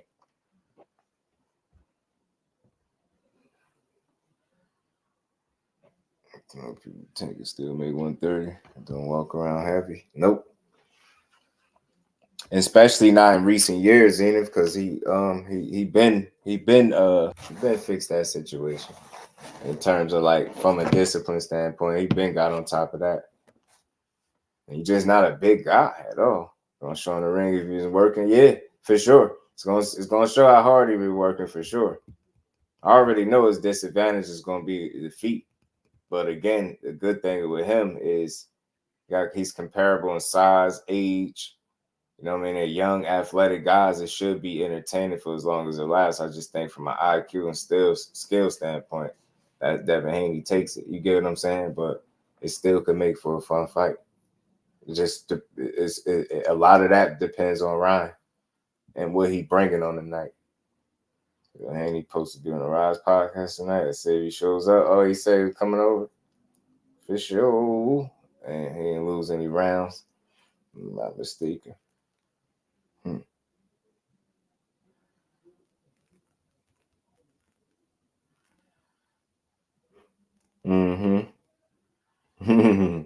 Say just why they so shook of Boots. They know that dude, the truth. They know Boots the truth. They know it. They know full well Boots that guy. They know what's up. But Gary Antuanne spoke a little bit about Boots. He said if they fought, I think the fighter fought today, the fight play out different because they both matured and sharpened their craft since the amateur days and stuff like that. But he said he damn sure don't got him losing for sure. So, of course he still feel like he'd beat Boots if they fought today. But yeah, as far as those dudes at 147, somebody gotta step to the plate. Something got to give. I want to see Boots back in that ring, man. I hope he still got a date. 38 is walk around weight because his camp started yesterday. Interesting, man. I said Focus Tank is a dangerous tank. If that man is 138 right now and his camp just started, that's wild. I'm not even gonna lie, man. That's impressive because that's 3 pounds off of weight. That's crazy. Tell you, Focus Tank is a dangerous tank. Telling you, that's when you're gonna get him at his best. Each and every time. We're trying to do the same thing to Jamal. Yeah, me too, Tim. That's what I was hearing. So I would like to reach out. I'll be wanting to find out the answers to that. Is he still on for that card? And McCrowley going to purse bid on the 19th. I believe. Yeah, I read about that. I just hope Crawley actually accept the fight, regardless of what happened with the purse bid. I hope the fight actually happened, man. For real.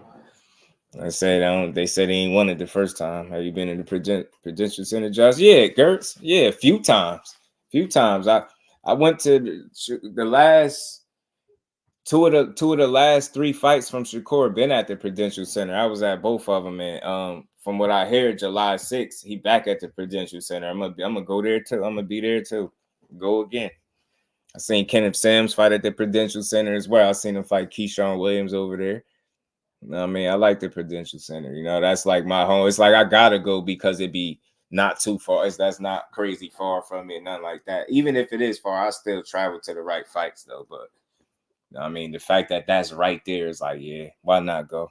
You know what I'm saying? Yeah, why not, Gertz, man? Shoot me a holler, man. You know what I mean? Come on over to the East Coast. But yeah, man, I've been there. Prudential Center, pretty nice, man. I like the way they show up for him when he go out there to fight. Man, AB had them people love him. You see it. You see it being out there. So it's good that at least when you at your home, they showing up and showing out. And man, it just so happened I caught the last fight, his last fight at 130, and then his first fight at 35.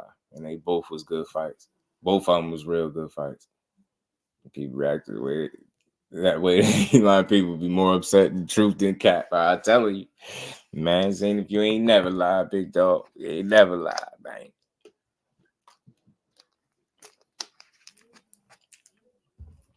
What's all the hostilities about? What's all the hostilities about, man?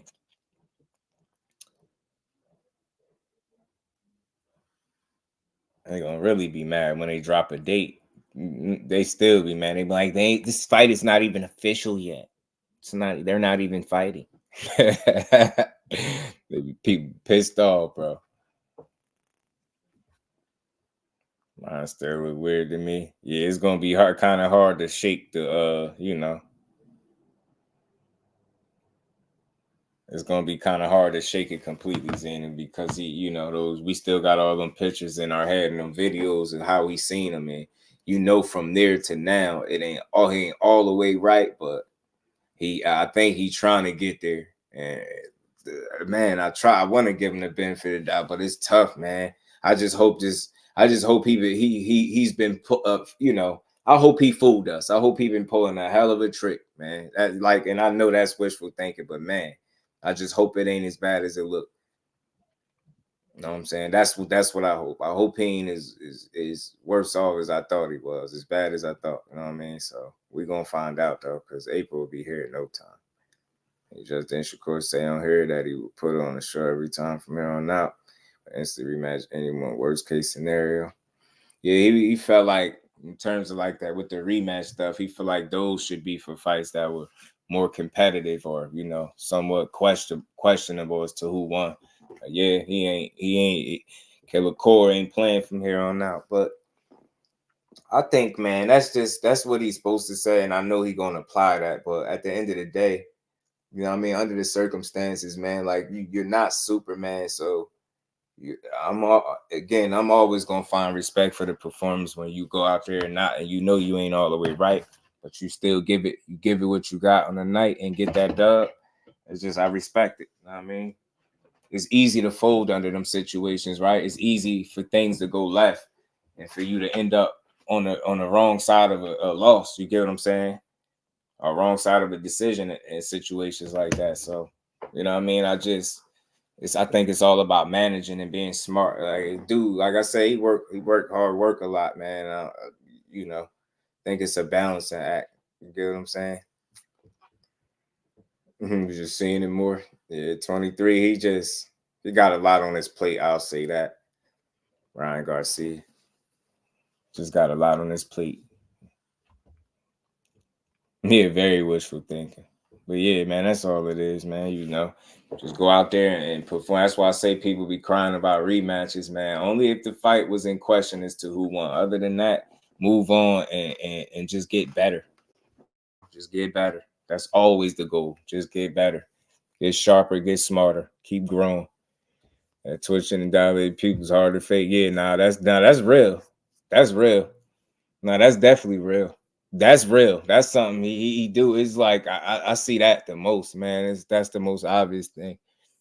Twitching and the little nose wrinkling or whatever they call it. I was hoping we got his mandatory Muay Thai next, man. Yeah, that would have been fire. Yeah, I would love that fight for him. Hopefully, like I say, we could work out a part 2, and we could get into some of those questions about some of those different guys and stuff like that. But I definitely, when I had him here, I wanted to take it in a different direction instead of asking the same questions that I know he been asked. But even though, different audience, people still want to hear it. So I definitely wanted to make sure I highlighted him. I know a lot of people when they get their fighters up there, they just get right into the business, and ain't nothing wrong with it. But I think it's cool every now and again to spend some time highlighting what made the fighters who they are instead of just, you know what I mean? Sometimes people could appreciate that. Yeah, the nose twitches. Wow. A rain of peace and blessings to the queen. How you feeling? Y'all keep smashing the like button, man. We're going to rock out for another 10 minutes or so. Yeah, I can't lie. He was on that New York show. First thing I thought, he was high. Chris Algieri went nuts a little bit. Chris Algieri was kind of pissed off about him. Hold on. Do I still got that clip in here? Chris Algieri was a little annoyed by Ryan. Ryan wants nothing to do with this. Why do people use substances? Because they don't want to deal with reality. He showed up to that press conference high as hell, drunk as hell. You could see it in his eyes. You could see the dimness in his light. That wasn't there. He didn't want to be there. He did not want to stand in front of Devin Haney again. He already stood in front of that guy, the Grim Reaper, who he dressed up as in the second, which is brilliant. But listen, I feel bad for Devin Haney because he's pushing this too hard. He's got this fight out the way. He was smart to call about the Barboza, but I mean, listen, this fight is not happening. Ryan does not want to be here. He's using substances to get away from reality. The reality is Devin Haney's going to whoop his ass if they fight. Yo, Chris Algieri was hot, yo. He done had enough with Ryan, bro. He was pissed off. Why did you use substances? He was talking fast as hell. The reality is Devin Haney's gonna get Ryan's gonna get his ass whipped. He was pissed off at Ryan, bro. I ain't never heard Chris fired up like that. I was like, damn, you gotta go watch the whole clip too, the segment, bro. He was talking, they was trying to get a word in. Chris wasn't beat. He was like, nah, I'm getting all this out today, bro. I've been holding this back. Bro, he out here playing. Simmer down, Chris. Chris was pissed off, Gertz. He wasn't having none of it, bro. That man was mad as hell, bro. He said Ryan was an exhibition fighter. Yeah, he also said in more recent memory too, Zane, even more recent than that. He said you don't take him serious. Tim Bradley said he's not a fighter, he's a celebrity. And he said Hollywood gonna have their way with him. Tim Bradley, although I think I still got the clip. Tim Bradley wild out a little bit too. Tim Bradley was Ryan Garcia he's not a fighter. He's a celebrity. And Hollywood will have their way with him. It's sad because there's nobody there that's close to him that's going to tell him the truth and that can help guide him. He knows he's doing wrong because that's the reason why he's always bringing up God. I think he's crying out for help, people. I really do. I think he's crying out for help because he really doesn't want to do this. He just wants the money and he loves the celebrity lifestyle, but he really doesn't want to box.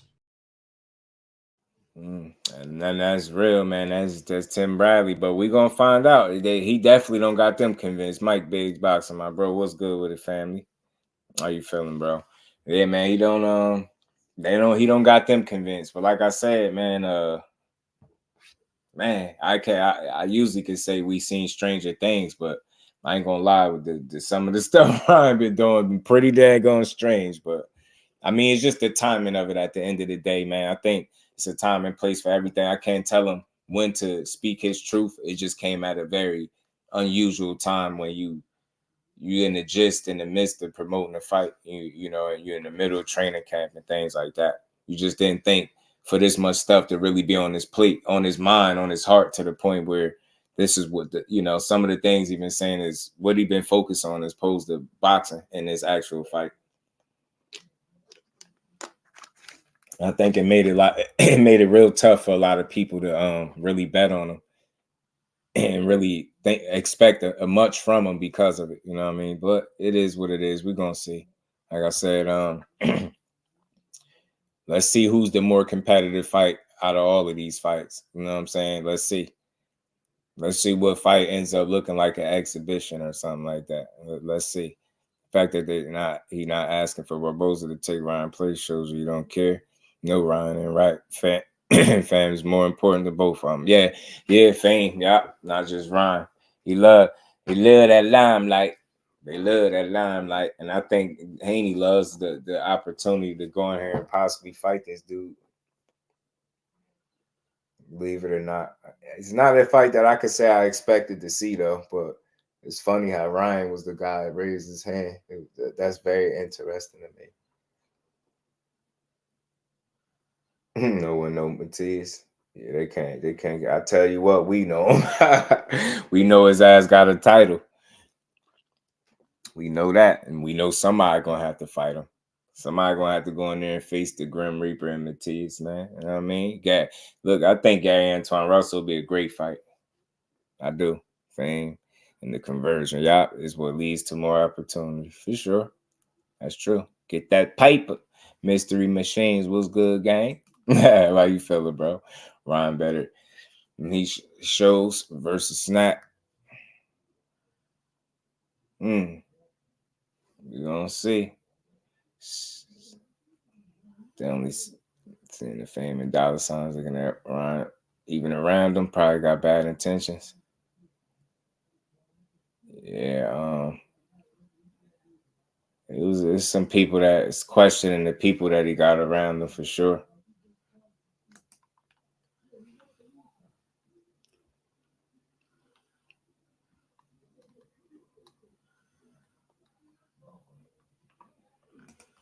There's definitely some people. I've heard it from you. Even heard it from them MMA fighters. Sean O'Malley say he don't got good people around him. I don't want to say that, but I figure that's a pretty sticky situation though, because he the breadwinner, and I think in that situation, it's tricky because you have people that probably don't want to tell you what they need to tell you out of fear of not having the same access to you. And I know that's a real thing in terms of being to get something from them or whatever the case. I think that's a real possibility. I'm not saying this for sure, but I say I'd rather suggest that than say he don't have no good people around him, right? His mom seemed like a good person. His dad seemed like a decent person. Seemed like they care about him, but I know money sometimes overrides things like that in certain situations. So I will hope that he ain't in one of those type of setups where you got people just rather see him go in there because they know they're going to stand and make money off him. That would be tragic. That would be terrible for that to be his situation. So you don't got good people around him. Yeah, I think it's some yes men for sure, 23. And I think yes men are formed and created once you become the guy financially, right? And you know naturally people are going to just tag on and be a lot nicer and not going to want to tell you when you tripping or when you ain't moving right. Out of fear, lack of access to you, or them not just being able to, what I mean, benefit from you the same way. So I think that's a real possibility. If they really care about him, they tell him he effing up his bag. Yeah. Rude exposure. What's good, family? How you feeling, bro? Pound for pound boxing talk. My guy, what's good with it, bro? So the same people that had the nerve to trash Tank versus Pitbull rematch, Pitbull mauled this Ryan for sure. And it'd be an extremely tough fight for him too. Better not duck Pitbull Cruz at 140 once he get this belt. Pitbull Cruz coming for that title. I feel you, my guy. I mean, I do. I think dude better be on point. Rolly Romero better be on point. That's all I'm saying. He better be on point because I feel like, again, they got a common opponent in Tank. One of them got knocked out.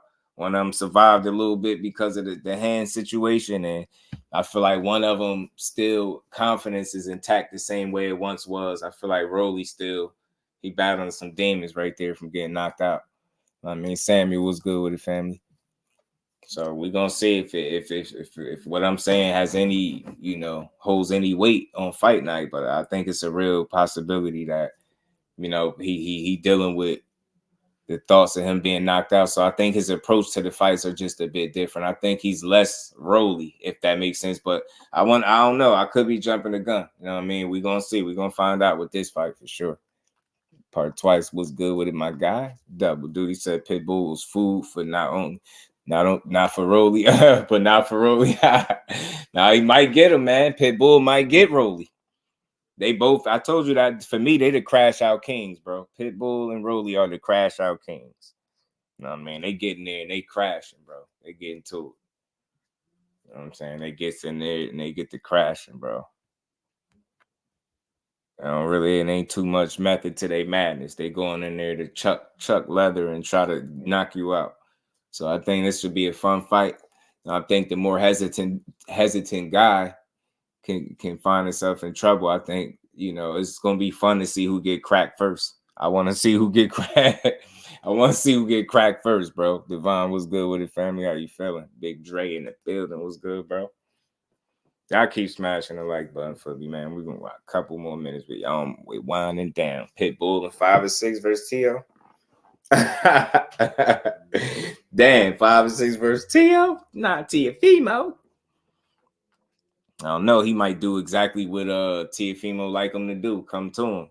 I mean, but I tell you what, don't let Pitbull get up in your chest and in your kitchen, bro, because he kick through your front door, walk through your living room, get in your kitchen, start breaking up all your silverware and dishes, fix him a plate, then go back for seconds. Don't let him do that. If you let him do it, it's gonna be an ugly night for you. I mean, it's that mean he having his way a little bit. You can't allow that. Pitbull is a wild guy. He just go for it, man. That's why I want to see if he gonna approach this fight with Rolly like he do most fights, or is he gonna treat Rolly, with the approach that he did with the Tank Davis fight. He was much more calculated than I've ever seen him in his career, and I think he had to be against Tank out of possibility of getting knocked out. So we'll see. Barbara D, peace and blessings, Queen. Looking forward to that Rolly versus Pitbull. Yeah, the Crash Out Kings, Barbara. It's gonna be fun to see. Gonna be fun to watch. Kicking in that doorway with that full I'm telling you, he coming to do damage, bro. Devon, he kicking your door, walk right through your living room. Don't wipe his feet before he come in. He don't ring no doorbell, none of that. You know what I'm saying? You know how Pitbull get it. By the time he in your kitchen, meaning he in your chest, he in there staring up shit. He breaking dishes, fixing food, you know what I mean? Going back for seconds, man, you don't need him doing that to you. You know what I'm saying? I've seen him do a couple people pretty bad. Like, I wonder, is he going to approach Rolly that way? Or is he going to be more, calculated the way he was with Tank? It's going to be fun to see, though. When we see a boxing clean chess match between the two, I'm going to cry, bro, in real time, girls. That's like something you never seen before in your life, bro. If they start fighting like that, they start like a boxing, a chess match, bro. They go out there on their back. I'm telling you, because Rolly working on defense, Joe, and being that Rolly the bigger guy, I don't know, it might force Pitbull to, might force him to be a little more calculated. I wasn't prepared to witness that. That'd be funny though. Cruz and Romero should be a casual dream fight. They love crash dummies. Yeah, I'm telling you that. I told them the Crash Out Kings, bro. The Crash Kings. Crash Out Kings, bro. They gonna get in there and go balls to the wall. Well, I know Pitbull usually do. Rolly used to a little bit, but we're gonna see. Smashing China and fixing the plate at the same time. Big Dre, you feel me? He in there. He disrespectful about it too. Very disrespectful about it. Rolly is very disrespectful. I mean, Pitbull is very disrespectful about it. A lot of the times, two power punchers will cancel themselves out and show more defense. Yeah, it's possible because they'll be both considering, the other guy's power. Now, it's funny, Zenith, if you see that, who's going to end up being more too patient is what I'm saying. Or is somebody going to really, you know what I'm saying? Who could play that game better? If they got to, kind of be more defensive. Like, I wonder, who does that favor? It's funny. It's going to be fun to see. Like, I ain't mad at that fight. I'm actually glad it's happening. That's going to be it. That fight should be fun for as long as it lasts, man. You need fights like that sometimes where it's just, you getting in there, you know what I mean? Just go at it. You know what I mean? Real. I think it'll be a filthy fight with headbutts and elbows. You already know. Rolly chucking the elbows, Pitbull leading with the head. I can see it. I can see it going like that.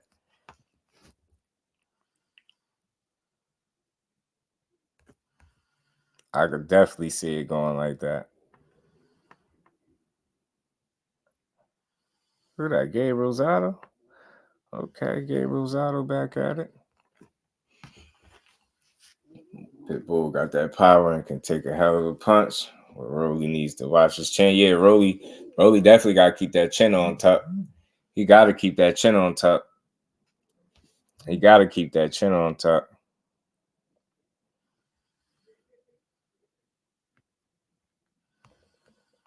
Got to keep that chin on top. Yeah, that Muay Thai fight is good, man. I see your KO. Boxing street fight. Yeah, in shape street fighters. You know it. Crash Out Kings, bro. They going to get to it in there. I expect it anyway. At some point, a fight got to break out to some degree, right? Some leather got to be getting chucked. They better not go in there and disappoint like that. Like, they going to go in there and both box. Yeah, they're going to box for 12 rounds, bro. Being cautious of each other. That's crazy. Better not. Somebody better go for it. The dude Cabrera was eating them Pitbull punches, man. Yeah, he was. I ain't gonna hold you. He was getting chopped up. Of course, Andy ain't beating Tank. All the other 35 pounders better watch out for Andy Cruz. Yeah, Andy Cruz is very talented, bro. He is a very talented fighter. And with Bozy and Boots, he getting great work. So know he learning over there, so that's good for him. I like Andy Cruz. Is that going to be a dirty fight? Yeah, possibly. That's why I said if it's going to be headbutts, that's going to be pit bull, in my opinion, and elbows come from Rolly. Rolly is the MMA fighter, and Pitbull is this street fighter. Cabrera's footwork was on point that fight. He understood. He understood, and he understood. That was an area where he could kind of, use to his advantage. Whereas, I think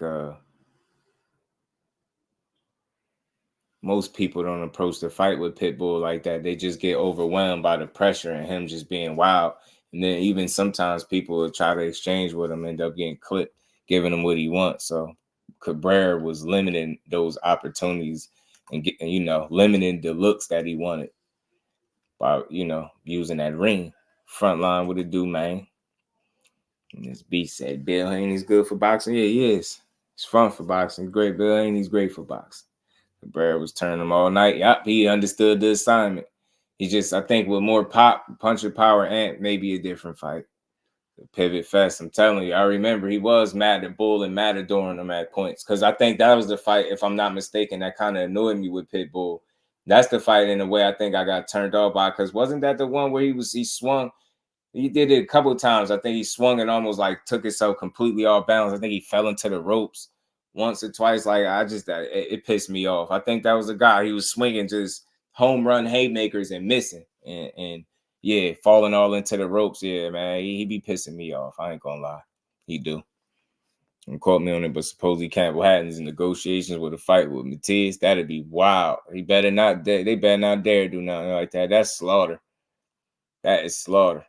It better be a different Mathias. Legacy defined LS. What's good with it, fam? Much respect. Salute to you, family. Very well, and yourself. Salute to my guy. He's swinging wild and crazy. Yeah, D. I ain't like it. Yeah, that was the fight. Yeah, he was them overdoing. I'm like, bro, what are you doing, man? Like, what is this, yo? You're not getting this guy like that. He's not falling for it. You falling in the ropes, swinging all hard, taking yourself all balanced. I think he almost fell. I'm like, man. His approach sometimes could just annoy you, like just watching it. It's like, all right, dude. Pitbull for that Cabrera fight. Just a bad style matchmaking fight. Yeah, Rolly gonna be much different. He don't have the exact feet and movement of a Cabrera. I mean, he's more of a power guy. They shouldn't be the hardest guys to hit, even if they being defensive. Like, you know what I mean? It's gonna be some mistakes being made. I just want to see who's gonna make them first. Who's gonna make the first big mistake. And I hope it really turned into a firefight because it got that written all over it. You know what I'm saying? Do 2 jabs per round. The rest was all overhands. And for a fact, I'm telling you, bro. I'm telling you, no jab. That's why I say he don't ring the doorbell before he come in. He don't knock. He just go bum rushing right in. He get right to it. Walk through the living room, scuff his feet on your rug, try to get in your kitchen and just break up shit. That's what he do. That's exactly how he fight. People don't respect your power. You get sloppy. Yeah, he do. Yeah, that's a good point, Zenith. That's a good point. So maybe he'll be on his best behavior then, because Rolly actually is big. It's gonna be gonna have I think a considerable size advantage, and he can punch as well. So I think you don't have to be ready for that. No setup or nothing, bro. No nothing, bro. No, he don't wave to the people on the way in. He don't say hi. He don't even give you a head. Nah, he just get right to it. He just go walk right in your house, unannounced, swinging, breaking shit, trying to break up stuff. Should I say? It was getting him prepared for a sick boxer like Shakur did. Useful form of martial arts. Boxing is the ish, man. Rolly Hart might be compromised. I think it's what it is. It might be his confidence a little bit, Tim. Might be, you know what I mean? He might still be fighting those demons and getting knocked out. Then you got to think he ended up getting dropped in sparring. Embarrassing moment. And then he had one in the ring against Barroso. So like, it's getting rough. Rolly is too patient. I can see him being overwhelmed. That's what I'm saying. And because of both of these guys' willingness to engage and both having respectable pop, you know what I mean? Or, I think it could lead to either guy being more defensive, like Zena was saying, but I wonder would it lead to Rolly being more defensive than normal because of, you know, like I said, like I keep saying, those opportunities where those situations where you got this chin check like that. For sure, bro. For sure. For sure. For sure. Yep. I hope he practice on how to cut the ring off now. I'm telling you, because all that following your man around the ring and just throwing haymakers ain't gonna do it. Salute to Ishmael Barroso, man. I like Barroso. He out there. He sparked O'Hara Davies, man. With Big Watch, Big Hat Barroso, man. He sparked buddy ass. He's gonna wait for you to shoot. Are you holding the biggest man?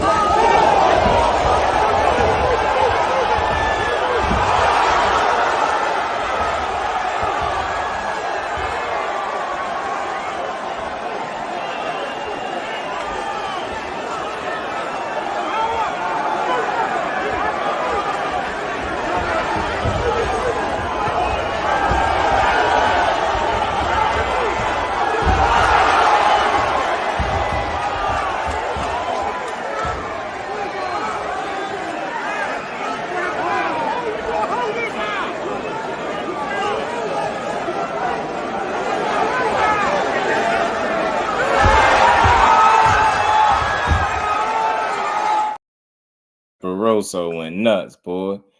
Tell Big Watch Barroso nut, and he went in there and got it. Yeah, it sounded like a Zenith. It sounded like a ball hitting a bat, yo, a baseball hitting a bat. I mean a damn bat hitting a baseball. That's what it sounded like to me. That first shot that cracked him sounded like a damn bat when it cracked against a baseball for sure. That joint, and you know what's crazy, y'all? I told y'all, my bro told me about a coach that said he held pads for Ishmael Barroso. He said that's the hardest puncher that he's held pads for. And I'm really starting to believe it. Like, that punch sounded crazy, man. One more time. Just listen to the first shot. He's gonna wait for you to shoot. Are you holding the biggest man? It definitely sounded like like he had a bat hitting a baseball off a tee or something, man. Man, I could see why he was hurt. I would have been all over the place too. He'd hit me like that. How to be defensive, he just comes forward with some reckless abandon. Yeah, Big Dre, like Zenith said though, when you see how he did with Tank, he approached it with more caution and he was more calculated. So when you got power, he do have, you know, the ability to be more under control and fight more discipline. You know what I mean, even though you don't typically see that from him, but yeah, when he don't respect you, he gonna really go for it, and you gonna be able to tell. George Smith said, "Oh, gotta be a different Mathias." Yeah, it gotta be a different Mathias, bro. It's like Campbell Hatton he ain't gonna make it. That's gonna be that'd be messed up, yo. That'd be messed up, yo. And your handlers, if Campbell Hatton handlers would throw him in there with Mathias right now, all jokes aside, they don't care about him. 100% they don't care about him, bro. Man, they don't care about him. I ain't no ends if buts. Nah, bro, I ain't trying to hear it. He weighed still too green. He will not be able to withstand that pressure all night. That boy will crumble under that pressure. Man, that'd be bad.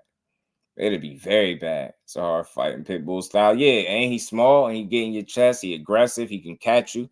You get what I'm saying? So just like, man, a bat hitting a baseball, like, cracked him. Yeah, they don't care about him. Nah, they don't care about him, bro. You put Mathias, you put Campbell Hatton anywhere near Subriel Mathias, it's 100%. I'm telling you, you don't care about that, man. That's wild. That's wicked work right there. That's bad activity, bro. That's like trying to get your man slaughtered. People show some defense when he needed. Yeah, he can be a little, you know what I mean, on point. I'm telling you, they don't care about him. Don't do that to that man like that. Like Campbell Hatton, keep building, bro. He was trying to get somewhere. He been trying to improve too. He's still been working in there. Salute to Campbell Hatton, but don't put him nowhere near a Subriel. That'd be wild. 100% they don't like him no more. They must want him to retire. Must want him to not like boxing. Let's do this, that. Old man. That's Ruka, fam. Said the old man. Shock North. Oh, that you talking about Ishmael Barroso? Yeah, man, that's that old man strength. Oh, that my bad. But you was saying that old man strength for sure. That's what I'll be calling it, a strength, old man strength. My bad, Legacy. I got you. You know, that's what they did with Marvis Frazier back in the day. Threw him in there with Larry Holmes, and like his 10-fight Holmes whooped his ass. Then they threw him in there with Mike Tyson the next fight. Yeah, that's wild, wicked activity. Do not do that to the young Campbell Hatton. Let that man stay over there in the UK and keep building, bro. Build his name. Keep doing his thing. But man, just wrapping up. Salute to everybody in the building, man. Y'all make sure y'all smash that like button before y'all get up out of here. Salute to everybody in the super chat, cash app. Much love to everybody. Man, we're gonna keep building on this boxing, and we're gonna be back tomorrow at 4. Man, so y'all heard it. Y'all heard what Gary Antuanne said. Mathias ain't no real threat. He willing to get in there with him to show him he ain't who he say he is. Said Tank and Frank was a 50-50 fight. Missed it. Gary Russell said they picking and choosing. So I don't think that's a bad fight at all. I think it's a great fight for boxing. We just going to keep it pushing. I mean, like I said, it's a more competitive fight than Ryan and Devin, in my opinion, Cambosis and Loma, and as well as Canelo and Munguia. So we just going to see if it play out like that in the fight. But I know at least on paper, that seems to be the most competitive fight on paper, at least for me. I mean, I was not like his dad for sure. Nope, Joe Frazier was tough. Tough on his son. I'm telling you, throwing him in there with them wolves like that is wild, bro. It's wild. It's definitely wild. But we over the 3-hour mark, man. Appreciate everybody in the building. Again, if y'all didn't hit the like button, make sure y'all hit the like button. If you're not subscribed, make sure you are. And if you don't got your notifications on, make sure they on. And continue to rock out with your boy, man. Y'all make sure y'all what time is it? 7? Y'all make sure y'all enjoy the rest of y'all night. Y'all, for those of y'all go tap into my good brother Jay Hardcore. He will be on at 8, man. And I'll see y'all over there, and I'll see some of y'all at the Rise later on as well. Frank does pretty much everything well. Very few holes right. He's a well-rounded fighter, bro. Well-rounded fighter. C Wood in the building, my guy. What's good with the family? Peace out, Yoker. Man, but again, Miss Joette, have a great evening, and peace to all the kings and the queens of the chats, all my good people, the family. Y'all know it, man. Just enjoy the rest of y'all nights, man. And we'll be back tomorrow. Regular time, 4 p.m. So with that, we up out of here, y'all. Peace to the Fizzam. Hold on. I gotta go out, close out with this.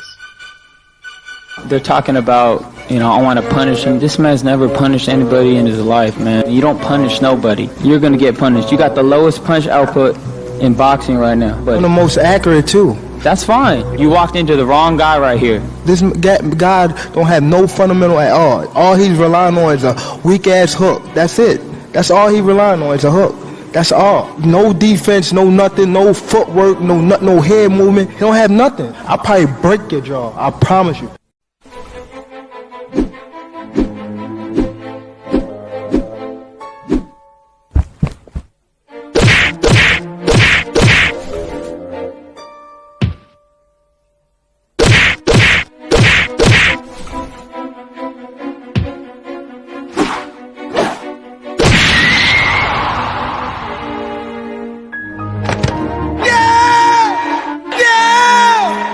Point to the easy work there.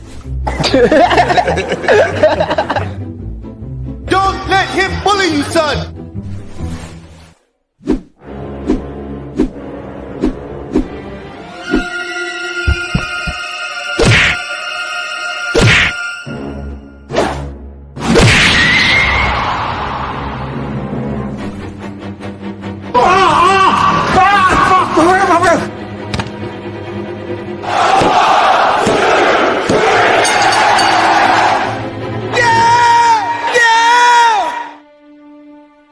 It was fun. It was fun while it lasted. You know what I mean? I enjoyed every moment of it.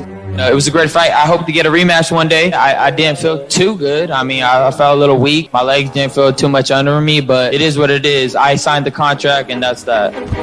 He's 1-0 on you. These are the 2 biggest names in the division. I want to see it again. Yeah. I want to see it again now, and I want to see it with no rehydration. Shut the f*** up, bitch. Shut your mouth. Shut the f*** up. Shut your mouth. Hey, bro. You remember the night you fought Tank?